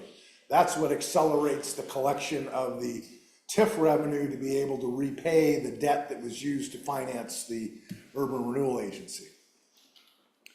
So, continues to require loans from the city, the current 1.6 that I mentioned, the 5 million from 2018 on the non-TIF full faith and credit, the 1.5 million non-TIF from the Brownfields Fund loan. So 8.2 of the current outstanding debt, that's both types. Again, the 5 million, as I mentioned earlier, based on the IGA between the agency and the agency is not obligated to repay that debt until it sells the property to the city. So the city was obligated to make all of the payments. The city paid off the $5 million last fiscal year before, I forget now.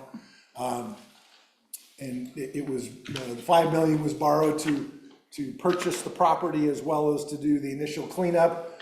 And then there was additional cleanup required, and we were able to get financing through the Oregon Brownfields Redevelopment Fund, again, to meet the DEQ requirements for the prospective purchaser agreement. Again, this is a non-TIF backed loan. This loan is still outstanding. The debt service for it is in the back of the city's budget book, and you can see it. That's that 203,000 that I mentioned in the earlier presentation, that the city is continuing to make those payments. So for the city to be made whole, if we were gonna do it all in one fell swoop, not that this is the type of deal that would happen, because as Ray mentioned, developers are gonna wanna do things in stages, but ideally, we would sell the property for $7,600,001. And that would give the agency enough money to pay off the city, so that the city would be whole. How to get that to stop doing that? Anyway, that's what's needed to net from the real estate sale of the urban renewal site in order to make the city whole. The 5 million in debt, the 1.5 million, and the accrued interest. That's what I would need by June 30th. If it goes on longer, it ticks up a little bit on the accrued interest as we continue to have outstanding payments on the Oregon business loan. But that's the amount that, you know, if we got it paid off or got it sold by June 30th, not that we're going to, that's what I would need. If we sold it tomorrow, it'd be about $10,000 less, but, you know, I don't think that's gonna happen either. So that's ideally what we're going to be able to get. And, you know, of course, ideally we could sell it for more than that, which provides additional resources for reinvestment in the Urban Renewal Agency, developer assistance, additional amenities, et cetera, but that all remains to be seen. So it may have to borrow again to loan the Urban Renewal Agency other parts of the Sandy River Access Plan, other development costs, incentives, infrastructure improvements that might be required for whoever the developer might end up being, whatever that proposal might end up being. So the city may have to borrow again. The remaining TIF-backed debt borrowing capacity, if some of you that have been paying attention to the agency for a while, knows that there's a quote $7 million indebtedness amount. That's $7 million of maximum indebtedness. That's the shorthand. It's really the $7 million of principal indebtedness that can be repaid from the collection of the tax increment. Because clearly we already have more than $7 million of debt on the Urban Renewal Agency. That limitation is, darn it, that limitation is related to that source of repayment. There's 3.2 million of that 7 million that has yet to be funded to the agency or yet to be incurred.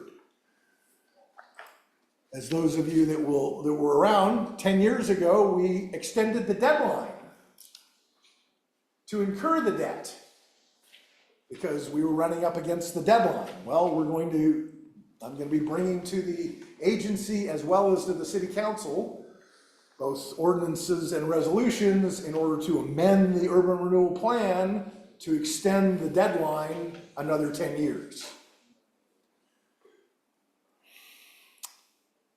I don't know how what I gotta do to fix that. So, otherwise we risk losing that 3.2 million of TIF financing. Now, why is that relevant? Well, this is a reinterpretation of some of that same data I give you every January with the annual financial impact report for the Urban Renewal Agency. This 3.2 million I have over here in this far column, essentially what that's saying is that from a division of tax that would have gone to the city, not the agency, but would have gone to the city, 800 and, damn it, I'm gonna get that to stop.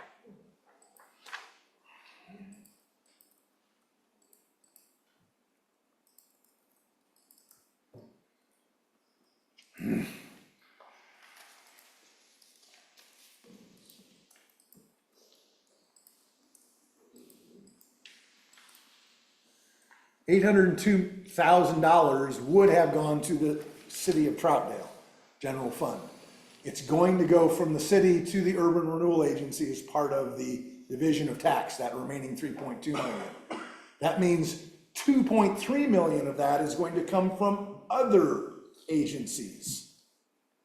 Essentially, for every dollar that goes to the Urban Renewal Agency, 75 cents of it comes from somebody else. 25 cents of it comes from the city in terms of the division of tax. Now, the two biggest are Multnomah County, 37% comes from them, the county and the library component of the library.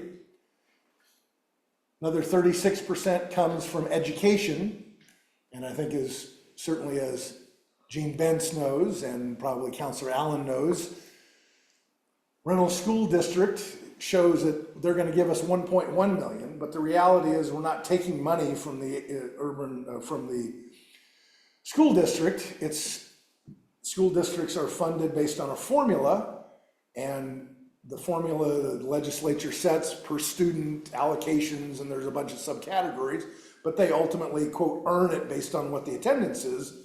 The state says you're going to get this much based on all of your attendance. That's your allocation of funds for the year. Then they say, how much did you collect in property tax revenues? Whatever the difference is, the state provides. So if they send 1.1 million more over to the city or over to the Urban Renewal Agency, that gap is just a little bit bigger and more money comes from the state. So it comes as a division of tax from the local assessor as from the school district, but in reality, it's coming from the state. Mr. Young? Two things. One, I heard you say the school district doesn't lose any money. Correct. Okay, good. Number two, what's really important to remember about this, we don't want to lose that remaining $3.2 million. Because the reason URA is given that authority is to help improve the property so that it can be returned to very useful economic life.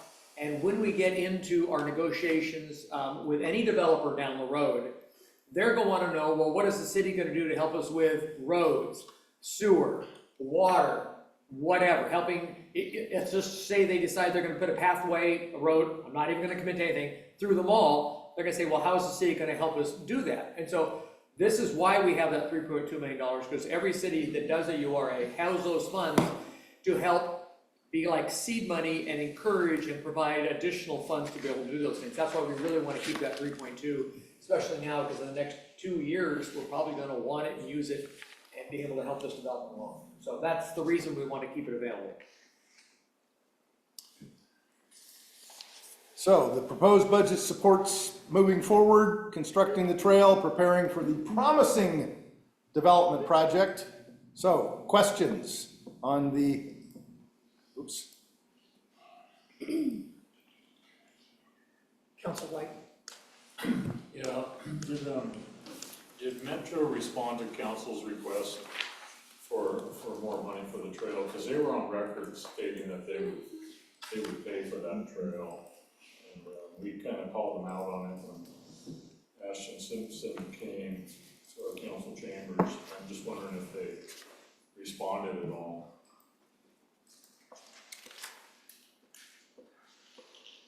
Metro is providing almost $2 million toward the trail, and the state is providing the other, is it $950, I think, in grant funds? $750. $750? Okay, maybe it's $950 on the 1.950 for the Metro money. But anyway, the two, but I'm not aware of Metro saying, oh, here's some more money. It was out of a specific grant program that they divided between 12 other jurisdictions, and that was our share of it. In that grant, there is no other source for the money, and also because Metro only says you only get one grant per project. So that's the most we're gonna get from Metro for that project.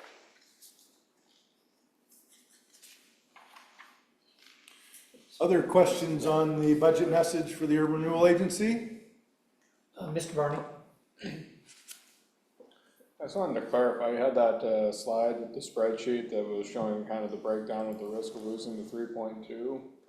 I was wondering what the 2.3 million figure was down in the bottom right corner.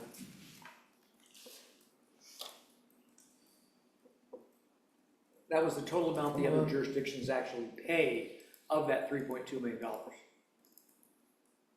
That down in the corner, yes, that's the difference between that 802, which is the top line, which is the part that the city will forego, from the 3.2 at the very top.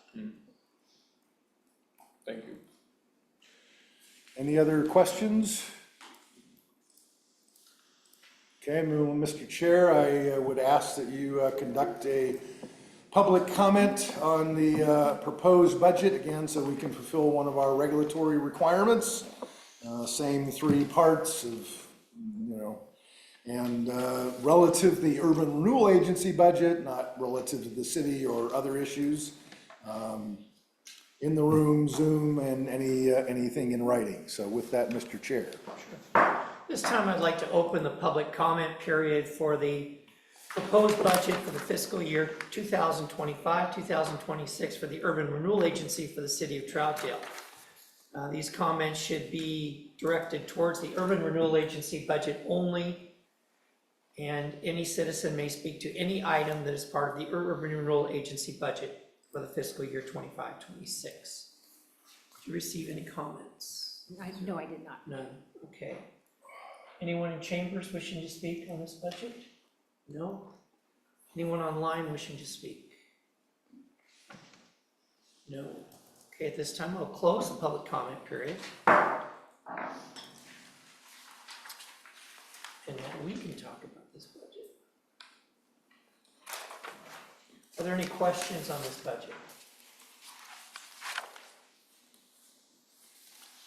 And as our typical custom, Mr. Chair, we'll visit this Wednesday night and presumably address the committee for approval. So there's be another opportunity to ask any questions that might come to your mind between now and then. But that's all I've got for the Urban Renewal Agency Budget Committee for this evening. Okay. Any other questions or discussion? Okay, this one might actually get passed. All right, with that, we will adjourn the Budget Committee meeting for the Urban Renewal Agency for the City of Troutdale, and this time we'll reconvene the Budget Committee meeting for the City of Troutdale. We are at 8:07. All right, Mr. Chair, we would, based on the agenda, move into a review of the Public Works funds. Hopefully I can get my presentation to behave itself. So, the proposed budgets, continued operations and activities, projects, materials and services, inflation increases, cost status quo, routine and ordinary operations. There are general fund related divisions in the general fund. The solid waste and recycling division, parks division, facilities division, status quo there. One change in the proposed, or from operations this year, the solid waste recycling. A couple of years ago, Metro funded through a grant that the legislature pushed out to all the counties to facilitate litter and trash removal. It's part of what bought all of those big belly recycling and trash containers that you've seen deployed around downtown and city parks. But that also included, we funded litter patrol, which we've done for the last couple of years. That's a $45,000 a year contract, and based on the cost increases that we're faced with in the general fund this year, that is proposed to be eliminated. So that's the one material change to that particular division, page 77. Parks Department, no staffing changes, ordinary wage cost benefit increases. Capital projects, the Beaver Creek Bridge that Ray mentioned earlier, that's the big item. Ongoing annual ADA access improvements. It's a big, long list that will likely take us decades to fully implement, but we're chipping away at it. And then the Pay to Park at Glen Auto Park is a new initiative that's partly in the project. So Beaver Creek Bridge, I'm gonna have to get the pictures that Ray got today on the new design to include, because all I've got is the current conditions. But you know, there's part of the illustration, and we've shown this to you year after year as to why we're needing to do something different. Eric, if you want me to share the screen, I can show you right now. If you'd like. Okay, yeah, 'cause we got these today, and I don't know. well, I don't think I you- stopped don't think sharing, you- so you should be able to. Yeah, I don't think you need to do anything. It's all me.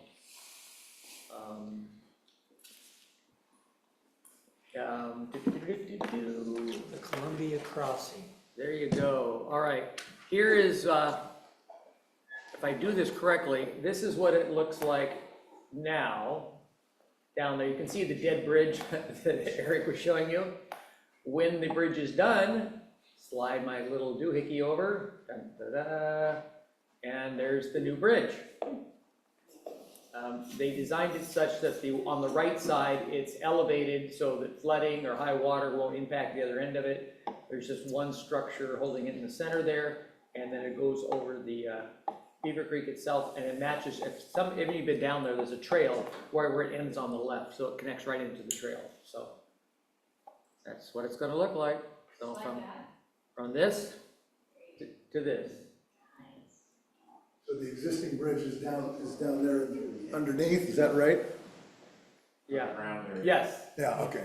It was in the picture. We didn't take it out. Maybe No, I just wanted to maybe it'll make get sure it was looking disassembled, right, Travis, and taken out of there.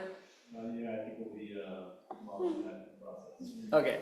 So the stern wheeler can get underneath. Yes. Checking. Anyway, all right, I'll stop sharing. I just had that already loaded on the computer, so I figured I would show it. Glad you did. Okay, let's see if I can get this to run again. There we go. Come on. Okay, so the construction number that's in the budget, as Ray talked about, we're unlikely to actually be able to get all of it or get to it this year with the process and design and timing, but we've got 550 of grant funds programmed in, a combination of metro and state parks. Facilities Department, page 93, ordinary wage and cost benefit changes, capital projects, also some ADA upgrades. So those are the three general fund divisions that are under the Public Works Management umbrella. Any questions on those before I charge forward? Okay, Councilor White. Yeah, just a footnote on the parking kiosk, you know, that hasn't come across council's desk yet on what we're gonna do, so I know it's a small amount, 15,000, but I thought that was good. Well, it's a small, the Parks Advisory Committee has been dealing with this and approved it a long time ago, and we assume that the revenue will exceed the budgeted amount for the machinery. Even though it's the first year, we're hoping that it's gonna be actually a positive cash flow to the city. I still think council should have input on how that gets implemented into the city. Like we had talked about possibly giving our residents a pass or at least a discount. Yes, we are, yeah, oh yeah, that Parks Advisory Committee has directed us to do that. That will happen. That's what we're working on now, isn't it, Travis? That's correct. That's correct. All that's already in motion, including the passes for Troutdale residents. We'll be publicizing that once we have all the mechanics of that dialed in and know exactly what to tell people how to get that pass, how to get that exemption. Mr. Chair, Mr. Wilcox has got his hand up. Mr. Wilcox, please. Thank you, Chair. From watching Parks Advisory Committee meetings, my understanding was that Jonah was going to request 400,000 to completely resurface Imagination Station. So I'm wondering if that was withdrawn or cut by Ray, or what happened with that. Yeah, Ray Mac the Knife cut that. Imagination Station will need a complete removal and reinstall of the surface because of the poor job done 7-8 years ago. But in this next budget year, with the increases in police and fire costs, we just put a much smaller amount of $50,000 in there just to be able to maintain the worst spots until we're able to do it. You know, I'm always a positive and hopeful person, and my hope is that the citizens will approve joining a fire district so we can remove the fire costs from our general fund, primarily use it to reinstitute the Troutdale Police Department, but then we'll still have extra money left over for things like that in parks, because essentially general fund, the big three expenses are parks, fire, and police. And if we can remove one, we get more money for police to start our own department again, if that's what the council decides. And it will allow additional money to improve our parks, which that would be one major improvement we'd like to do. But we just can't afford it right now. So, does that answer your question, Paul? Yes. Okay, other questions? Just like Councilor one White. more on the $40,000 Beaver Creek Canyon repairs. I was just curious what that was. Okay. I'm looking at our parks director, and I'm hoping his boss gives him the microphone. Or maybe his boss can answer the question. I'll let Jonah do that. Yeah, thank you. Very good question. So the $40,000 that was allocated for the Beaver Creek Canyon repairs this is a line item that was canceled in last year's budget approval process. And the year before that, the same allocation, same amount, was used to achieve some very good and well-needed trail improvements in Beaver Creek Canyon. And if you recall, there was a dilapidated staircase going down from the Whedon Park side on the west side of the canyon down to that bridge location. And so nonprofit group Trailkeepers of Oregon worked all through last year on the project and completed it at a much lower rate than it would have cost to hire contractors to do it. And so while we really appreciate that work, there are more trails and more work to do in the canyon. And the boardwalk that is at the bottom of the canyon, that is just to the south of the bridge location, is also in need of repair and a reconstruction. So that is what I intend to use that allocation for if approved. Yeah, I don't know if everyone understands, we have several miles of trails down there that have a lot of vegetation that loves to overgrow it. We have issues with slides sometime, deterioration of the wood stairs that you talked about at Whedon Park, improved that a lot last year. And so we're just trying to keep the trails down there being passable and usable by our citizens, because it would sure be a bummer if we ended up putting $850,000 bridge down there that they can't get to. So that's why we're trying to keep those trails accessible for people. And this goes all the way, we've worked on it all the way from, what's the trailhead over near the Harlow House? Robbins Way. Robbins Way. Oh, Robbins Way, I always forget that. Yeah, Robbins Way, starts at Robbins Way and goes all the way down the one side of the canyon, then the bridge, you've got trails on the other side of the canyon. So it's a wonderful amenity we have in this city, and we're just trying to make sure it's preserved well, so it's ready for the bridge. Yeah, I'll just add that this is a budget item you would expect to see almost every year because much like Ray just described, Beaver Creek Canyon is very active in terms of the soils, the slopes, the physical improvements that have been built down there. They have a very hard life and they need a lot of maintenance to keep those trails accessible. So I just want to echo what Ray and what Joe were talking about, that Beaver Creek Canyon is something that you can't just leave it alone for very long because you will have no trails left. Ms. Rizzo? I'm gonna go back to Imagination Station. That 50,000, I'm on the Parks Committee too. That 50,000 probably won't do much, so if we need to cut something, we can maybe cut to 50,000. My concern with it is, if we put wood chips in, it wouldn't be ADA compatible. And it just really needs resurfaced, and maybe we can just hope we get some revenue next year and do it, but $50,000 isn't gonna do anything to help it. We can ask. Councilor Allen? So I was on the Parks Committee for a long time, so Imagination Station has been my love for a long time. Was $50,000 enough to keep that resurfaced and up? Because when I was there 2 weeks ago, I mean, there's still a lot of, there's coverage on things, but they're getting deeper and there's cracks all over. I mean, is that enough just to keep on? The answer to that is no. So if you recall, last year there was $100,000 approved for repairs in Imagination Station. I have solicited multiple quotes for repairs of the surface. I opted to not utilize that $100,000 allocation because I saw it as a misuse of funds, simply because I could find a contractor who would take that $100,000 and give us something.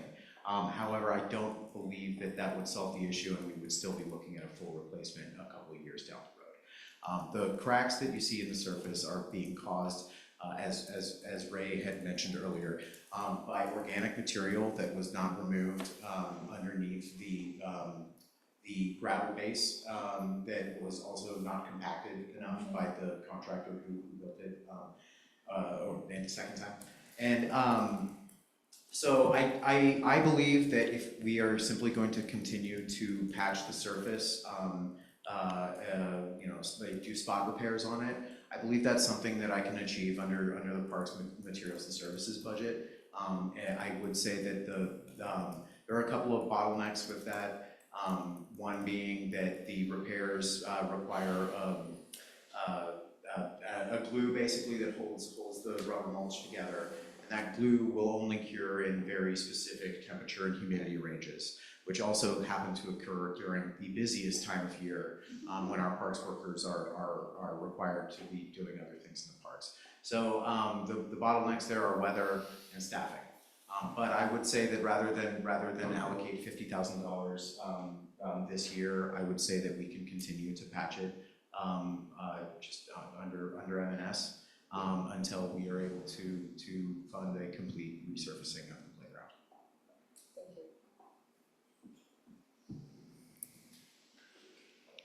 Mr. Bent? Is there any liability issues with the original contractor on that? Out of business. Pardon? They're out of business. The original contractor went out of business, who the city selected. The company that they hired to do the surface for them, they were not paid, I think, by that contractor also. And the best we got out of them was we got a pallet of material, didn't we? We have enough material to continue doing some patches. I mean, it was the equivalent of the contractor not finishing your house and being like, well, here's a pile of lumber. But yeah, that's what we're. There you go. Okay. That answer your question? Okay. Any other questions? I have one on the Beaver Creek Bridge. In the past, it said if it was grant funded, and it looks like this time it's gonna be 500,000 grant funded out of the 850. Am I reading that right? Correct. You're reading it correct. I thought it was 550. 550 is grant money we're looking to have on an $850,000 project. So we'd have to cough up another 300,000. 300.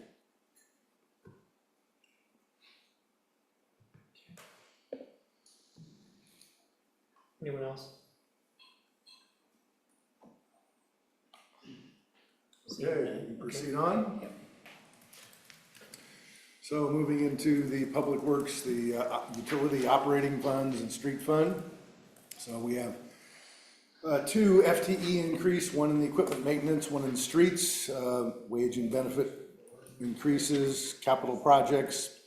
So the Public Works Internal Services Fund, page 156, this is where the equipment maintenance tech additional position is.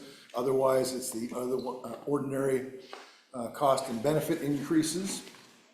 The Equipment Maintenance Division currently has two of the longest tenured employees who have, I believe, a combined almost 76 years of service with the city, which is a hell of a lot of institutional knowledge that at some point is going to retire. And with that would be a big loss to the city on critical machinery and equipment and electronics and the whole range of things. So part of this is, while we're not by any means trying to push anyone out, we're also trying to not have our head buried in the sand and believe that these people will continue to work for the city forever. So that's part of the motivation surrounding this. Have I mischaracterized anything there, Travis? That's a fair summary, Eric. We have, I think institutional knowledge is an understatement. As you know, these are folks that not only help with our fleet and small equipment, but also keep our water pump stations, our wastewater treatment plant, a lot of the critical systems in those facilities operating. And those folks, especially our longest tenured employee, I think it's around 45 years or something like that now, has been working on these systems for many, many years, and is, as you might imagine with these kind of systems, customized a lot of the setups on these systems because they're not, each one is unique in its own way. And when this person retires, which we gotta think is not gonna be much longer, just being realistic, that's gonna be a huge brain drain on us unless we have a successor lined up that is trained and learned with them and learn all the ins and outs of all these systems. And so that's why we need this position, to get this person in there to work alongside this long tenured employee, to you know, learn how all these things are set up so that we're not left scratching our heads when he retires. The Public Works Operating Fund, Sewer Fund, the capital side, ordinary pickup truck replacement, the ongoing office and parking lot expansion project, which several of you asked questions about. It's an ongoing process stretching across multiple fiscal years, and of course, the fiscal year ends right in the middle of construction season, so yes, there's carryover process. And then the Vector, we showed you this last year. We ordered it. There was a period of time where they, you know, weren't taking orders, and we had to wait to get the order submitted, and it's not yet been delivered, and so we're needing to make sure we budget for the, you know, it may get delivered after July 1st, so we've got to have kind of budget in both places. We're not buying two, so, you know, it's just, we have to have the appropriations appropriately.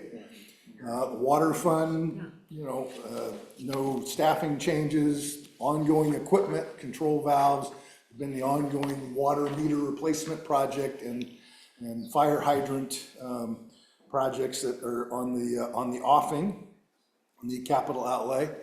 And on the street fund, the question earlier, I don't know why I was so flummoxed over it, but yes, the street sweeper is in the capital on the street fund on page 155.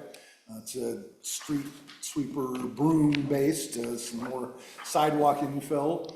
The Dunbar Avenue project, which is another one that's an ongoing one over multiple years and also funded from a multiple different projects. Part of it's streets, part of it's stormwater. You know, there's different components coming from different places, and we talked about somewhat of that last year. Otherwise, the ongoing routine. Jim was good enough to get me some eye candy for the street sweeper, you know, so you have an idea of what it is we're talking about. And then on the stormwater fund, again, the other half of equipment, because typically we split those things between the two funds. Stewart Ridge Pond project, which has been also an ongoing planning and so forth project, and system rebuild and routine and ordinary. So before I move into the capital improvement funds, questions on any of those operating fund items? Okay, questions? Mr. Bennett? Yeah, I have a multitude of questions, and instead of them being, because they're spread out throughout the different funds, if I could ask those. And unfortunately, the sequence I have on my sheets are different than what Ray gave me, since I just got Ray's tonight. So if I could ask those questions to Travis and David. Is that okay? They might go over more than one of those funds. You want to address it as part of the committee deliberation this evening? Yeah. You want to just, okay, if it's, you have something specific on the ones that we're doing, you can ask those. Otherwise, we'll just wait until they're done with the presentation. You can ask them all. That work? Yeah, if I can ask them all when it's over. Yeah, that's fine. Yeah, because I'm just having, my sequence is totally, his question numbers are way out of line with mine. It's very hard to sequence my questions to his questions and try to. Your numbers were way out of line with mine. Mine were early, yours were later. Thank you. Oh, boy. Does anyone else have any questions? I have one. Is the sweeper a replacement, or is that a new litter, or what is that?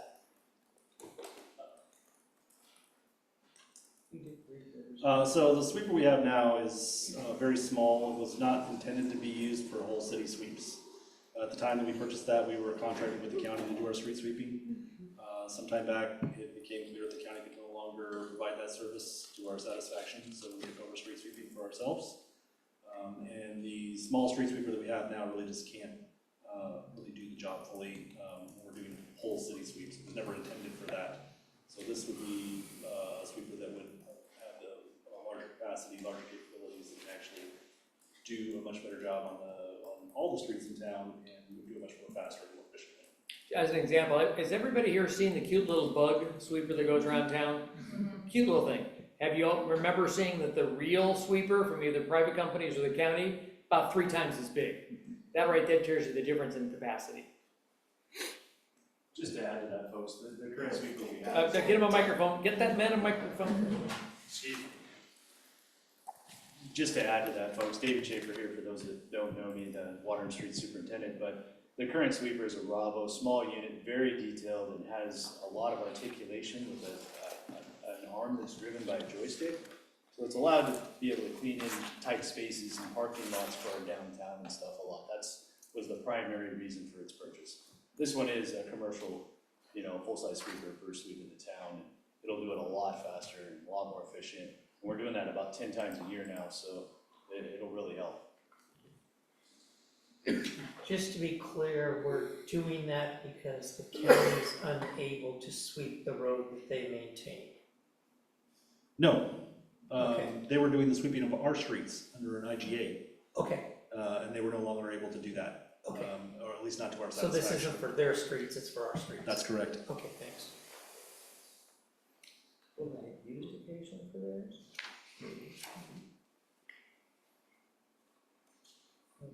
Okay?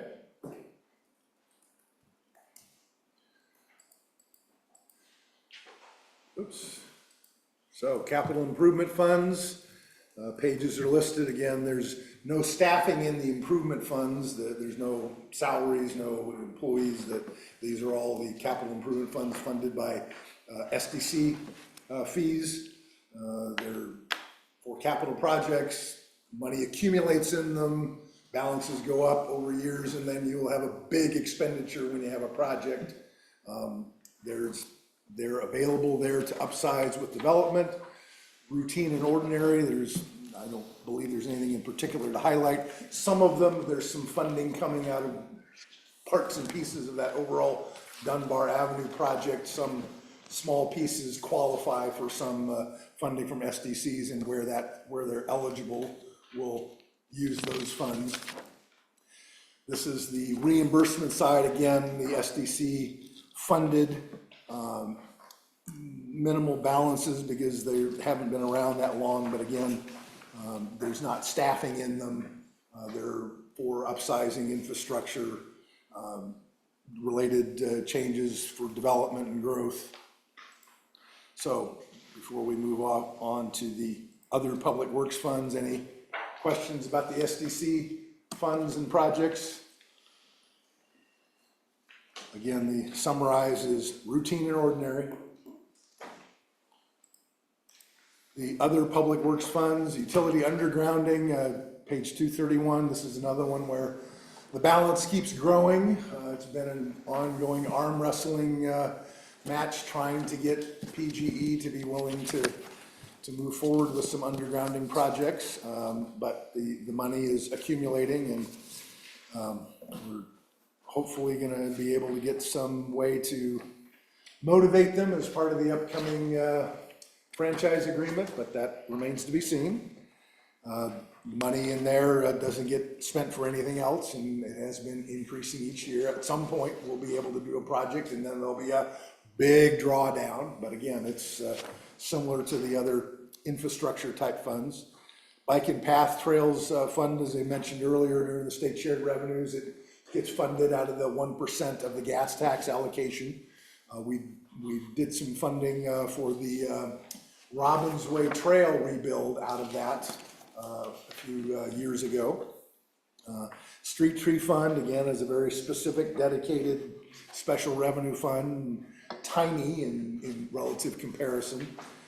Parks Improvement Fund, that's the big SDC funded fund for related to parks, and is driven by projects that are in the master plan and approved projects. It has served and continues to serve as the city's piggy bank for interfund loans. It's what's provided funding to do things at the Sam Cox building. It provided funding for the general fund to do the remodel of the depot to turn it into the visitor center. It provided the current funding to the general fund to loan to the Urban Renewal Agency for the matching funds for the grants on the trail. Continues to serve that function primarily. Sam Cox Building Fund, again, is focused specifically for the Sam Cox Building. Special Revenue Fund, none of them have staff. All of them are restricted for purposes and routine and ordinary. So questions on any of these, quote, other funds? Mr. Allen? Just to clarify on the undergrounding, the 4 million and change from last year didn't actually really get spent, did it? And so we're just doing it again. Yeah, we appropriate the entire balance so that it is available, because again, if it's not appropriated and PGE says, okay, we're ready to do a project, we can't then say, well, sorry, we can't spend any of the money we have in the account because the council didn't appropriate it. So kicking it into this coming year. It just rolls over. It rolls over, it grows both by interest earnings, because the balance is pretty significant, as well as, you know, there's a new year of collections of the privilege tax which fund it. So it grows from those two sources of revenue. So we just estimate what it's going to be and we appropriate the entire amount so that if we are able to get a project, the money's available. And Ray, we still have hope that this will be the year. Yeah, good question, because this is a project that for years, PG kept moving the ball on us, as it was costing a little bit more than we had. And then during that time, PGE stopped having a special department that designed these undergroundings. And then on top of it, Multnomah County, who actually owns the road and the right-of-way, was able to get a federal grant to begin the planning and permit process to completely tear out that culvert and bridge over Beaver Creek there on Troutdale Road. And so we're dealing with PGE, now Multnomah County, and of course our fund. And so the decision has been made that when the county gets done with their design and planning, and then hopefully then puts out for bid to do the new complete overpass, because there's no reason to do undergrounding along Troutdale Road if it's all gonna get torn out by the new road, sidewalks, etc. So we said, let's just track along with what the county is doing to rebuild that culvert like they did on Stark and Cochran, some of you know. And so I know some of the problem has been slowed down a little bit recently because of Doge, but do you know anything, talking to the county, Travis, about? They're still waiting to find out if that money's gonna be unfrozen, but I would add that there's kind of two ways that undergrounding projects get done. One is in conjunction with road projects, and then there are standalone projects. We've had a real struggle getting PGE to cooperate with us to do the standalone projects, which are usually the bigger ticket projects. We are in the midst of a franchise renewal negotiation, which has been very contentious franchise renewal because of the undergrounding issue is one of the big sticking points.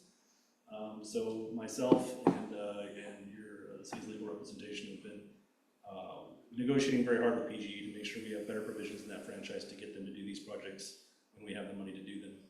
But we will probably spend, we'll spend some of this money most likely this coming year because we're doing the Dunbar project, and that will include undergrounding, and this fund can pay for the cost of the undergrounding that are associated with road projects like that. Thank you for moving the ball there. Trying to. Yeah.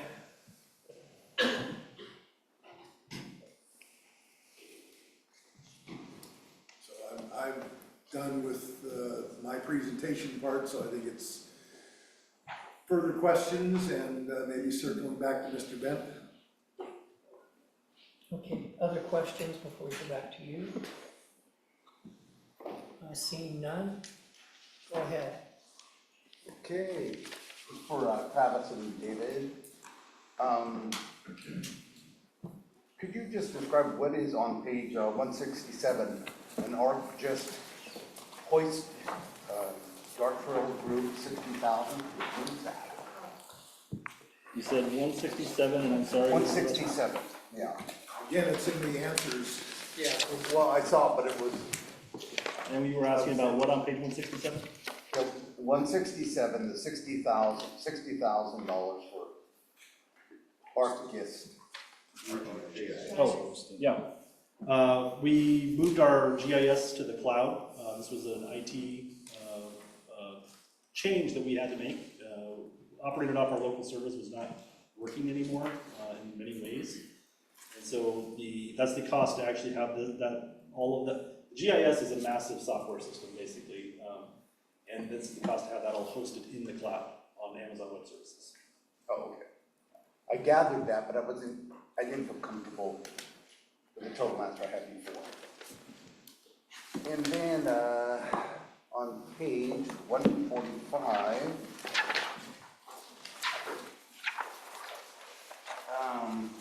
you have the $16,488 for HVAC maintenance. And I got an answer from Ray and whatnot. My question is it throwing quite a bit of good money at a bad cause? Or? Well, we don't throw money at bad causes. Well, that's short. That's what I would think. I'm gonna let Sean speak to why we are spending a little bit more on HVAC maintenance this year. Yeah, the annual maintenance cost just went up. We have a couple other systems that they're working on. And so just the annual maintenance went up with those guys. And the HVAC system there has been problematic at times. Yeah, I saw where Ray said it's a huge system. It is, it's complicated, it's huge.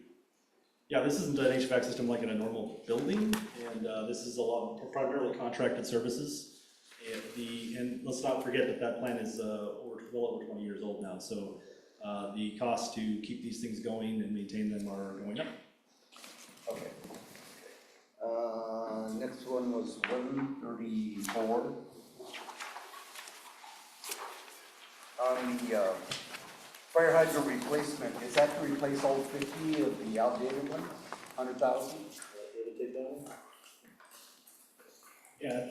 This is actually a request from my chief operator, Ty Mills. He's noticed several different hydrants in our high velocity flushing program and our hydrant maintenance program that are aging and just should be replaced. So we plan to start replacing all of the specific brand that's the oldest. And then, so you'll see this figure annually, repetitively, until we get those done. It's 420 hydrants. So about how many will 100,000 replace? About 18 to 20. 18 to 20, okay. Okay. And I'll just add that if you may recall from going back how we do rate setting. You go back to our last round of rate study a few years ago.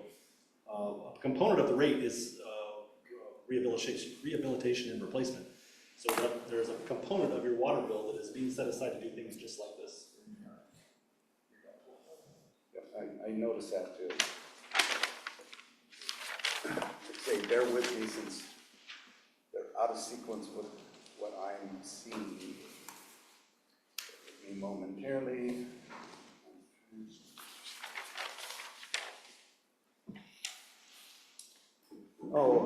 The design project, and I know talking to David earlier, gave me a general idea of what was going on, but where there was like 250,000 on page 21.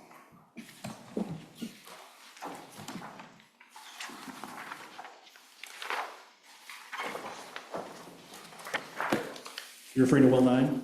Yeah, the well number 9, where it has 250,000 for design and 250,000 to construct it. And David mentioned that the 250 to construct was just like a fourth of what the actual cost is going to be. Right, that's just to get started. That's just some money in the hopes that we could actually get started on construction in that fiscal year or coming fiscal year. We may or may not, depending on how long the design and permitting process takes. But if we do get done and get it out to bid, and we're ready to go before the end of the fiscal year, we'd like to have some money appropriated so we can actually get started. Right. That may or may not happen. Yeah, because it was just stated the way it is. It didn't lead me to believe. It led me to believe it was 250,000 to construct it, and also 250 to design it. Oh no, it's going to be much more to construct it. Well, he explained that. I wanted everybody else to be aware of that too.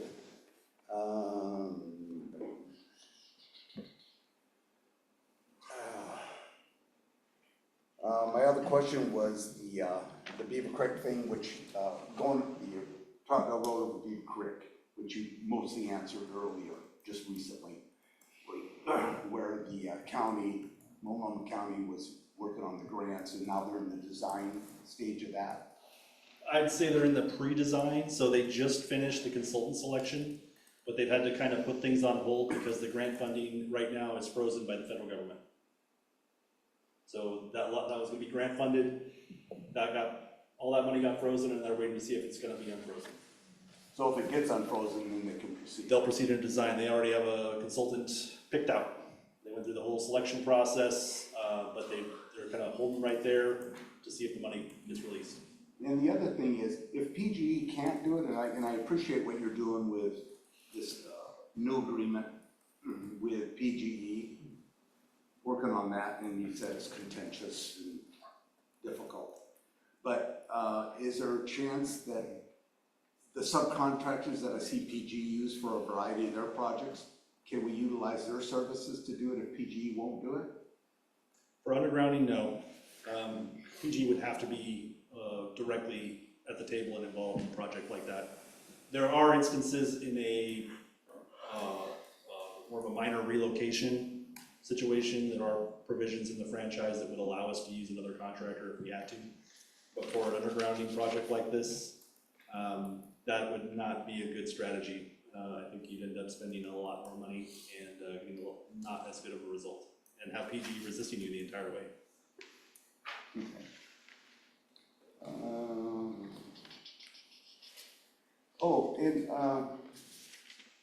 Dave, would you elaborate on your request for an FTE for streets? Absolutely. And how we can save fiscally, what is the fiscal benefits for next year's budget, and how is it gonna affect the other departments that you're overseeing? And how we can benefit by having this new person? Absolutely. So some of you folks may not know this, but I've been working with the director and Ray for several years to kind of split the water and streets staff, so to speak. Right now, both of those staff groups commingle under their education, their career path and everything. So their duties are all shared and matched together. Both of those silos have very, very high levels of education, very talented and directed at specific things that are both different fields. Those employees being shared right now is a little difficult. We have two full-time bodies in the streets division, although we budgeted for 4.5 roughly, I believe. Those other 2.5 bodies come out of the water division in order to help the street staff in the case that they need it. And that takes away from my water division. So with regulation, with all of the different things that are coming down on us and maintenance requirement, we've got to staff up in these areas, folks. And to tell you the truth, when I'm requesting an FTE for a streets position, that then takes some of that percentage of FTE back out of the water division, allowing them more time. If I'm explaining this correctly, I believe. I'll try to clarify. Yeah, so effectively, it's giving me staff in both divisions, with a full body being only put in the streets division.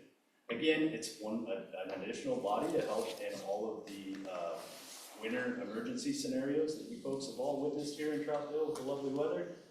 It helps us to respond quicker in an emergency. It's one more body in a seat that can run a snowplow. It's one more body that can help with sweeping. We're doing it 10 times a year now. It's a week. It takes about a week to sweep the city.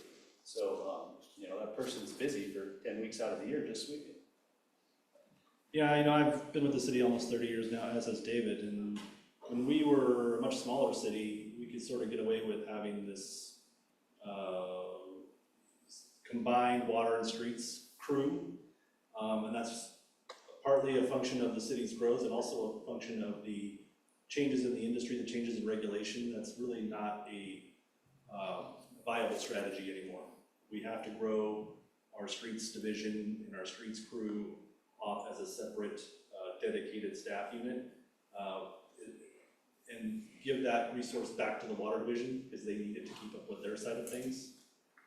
And on the street side, I hope you've all been able to notice that even just with the two people that we've got over the last couple of years, we are able to do so much more and be so much more effective in our routine street operations and street maintenance.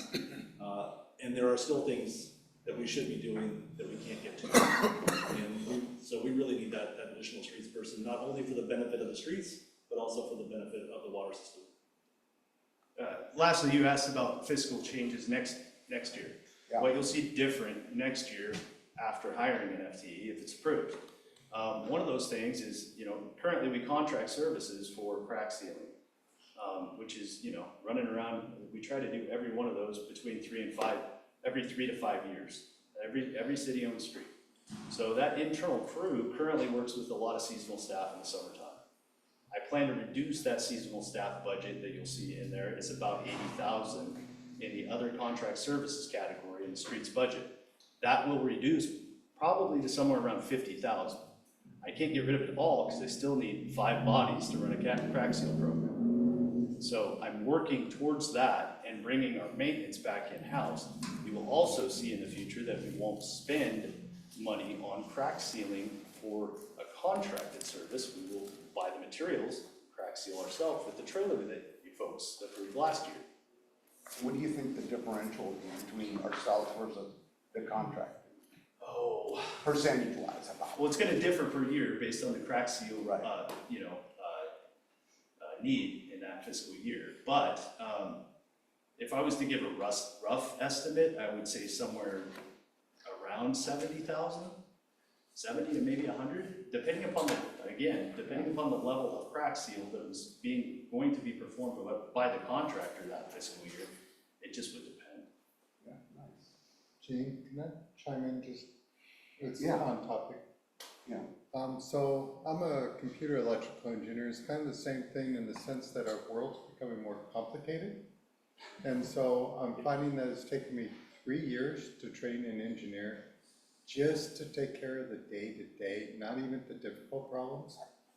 And I don't know how much runway you have before you might lose some of your senior people, but it is taking me longer to get them trained up than one would expect. One is 73 years old Alrighty. and smokes a pack a day. Or maybe he's cut down. I'm sorry.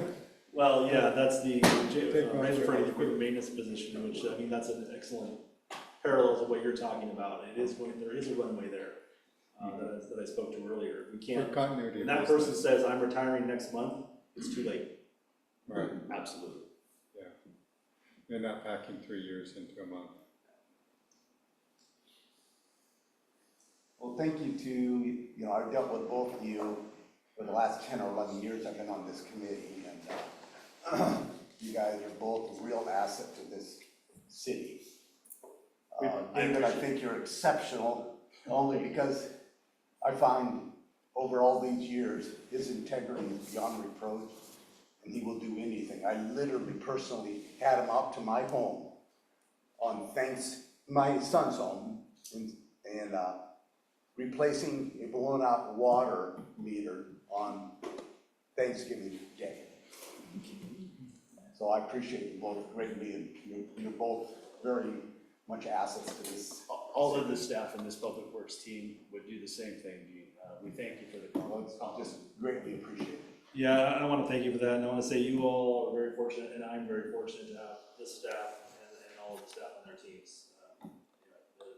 We're just extremely blessed and fortunate here. Well, I know you I'm sure you both hear all the bad, but not very much of the good. So we hear it all. Thank you. Change, they're not gonna use the street sweeper to do your driveway. You good? I am good, thank you. Councilor White, you have a question? I just saw on page 200 and page 206, the self-posted sewer main assessment. My concern isn't the dollar amount, so are we gonna have to tear that road up that the county just got through working on? Because I assume the sewer is, near or under the sidewalk. Apologies, Councilor, let me catch up here real quick. Sure.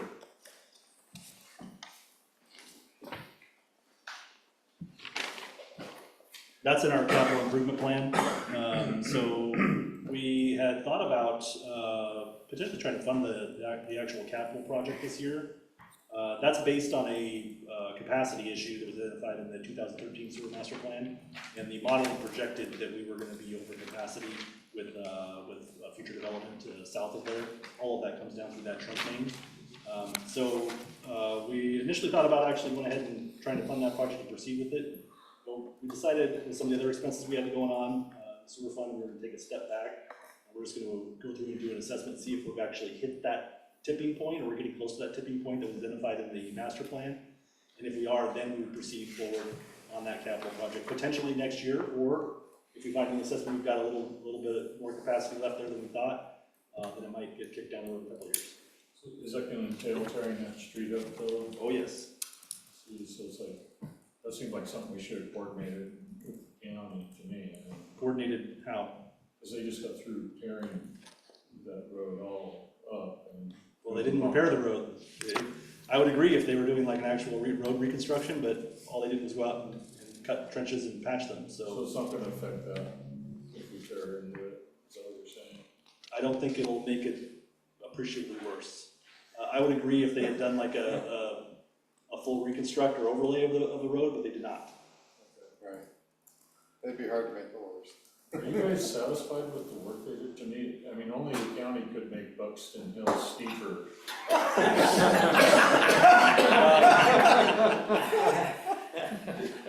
It's not the best. It's not the best restoration job I've seen. I'll put it that way. That's not the first time I've heard something like that. That's interesting. And then, you know, I gotta tell you, the police and fire contracts are really the elephant in the room, and it's forcing us to look at this budget extra hard. And, you know, and we had our mid-December meeting, we asked Ray directly, are you gonna hire anybody? He said no. So. Well, I would just point out that those General positions fund. are not funded in general I understand fund. what you guys were saying about training and stuff, And the but police and fire contracts don't change the needs in the streets division or the equipment maintenance division. They don't change the retirement date of our 45-year-old employee. But more importantly, I don't question that. Yeah. But at the end of the day, we have to sift all this out and just try to do what's best for the city overall. As are we. Right.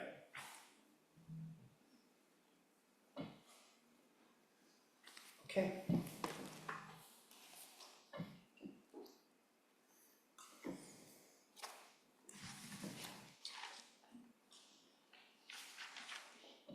So do we have any more questions of staff?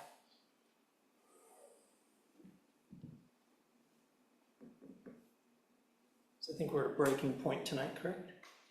We're done with the published agenda, so it's just All a right. matter of when you want to wrap up. Yeah, it's enough. Okay, so you've kind of got your questions answered. Anything else that comes up, we can discuss on Wednesday night. But we're going to get through the rest of the presentation, and then we're gonna have to work through the budget and do the work that we need to do. Okay, any questions from anyone before we adjourn for this evening? I move to adjourn. a second. Okay, we have a motion, a second to adjourn. All those in favor signify by saying aye. Aye. Opposed? Okay, we are adjourned. Thank you. See you Wednesday. Yeah, no.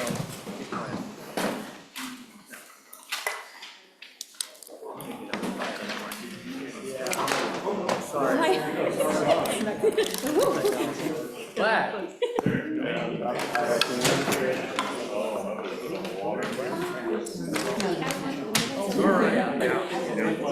Yeah.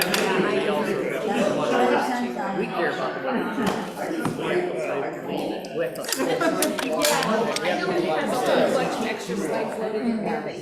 Yeah, and I think Well, we can do what we need.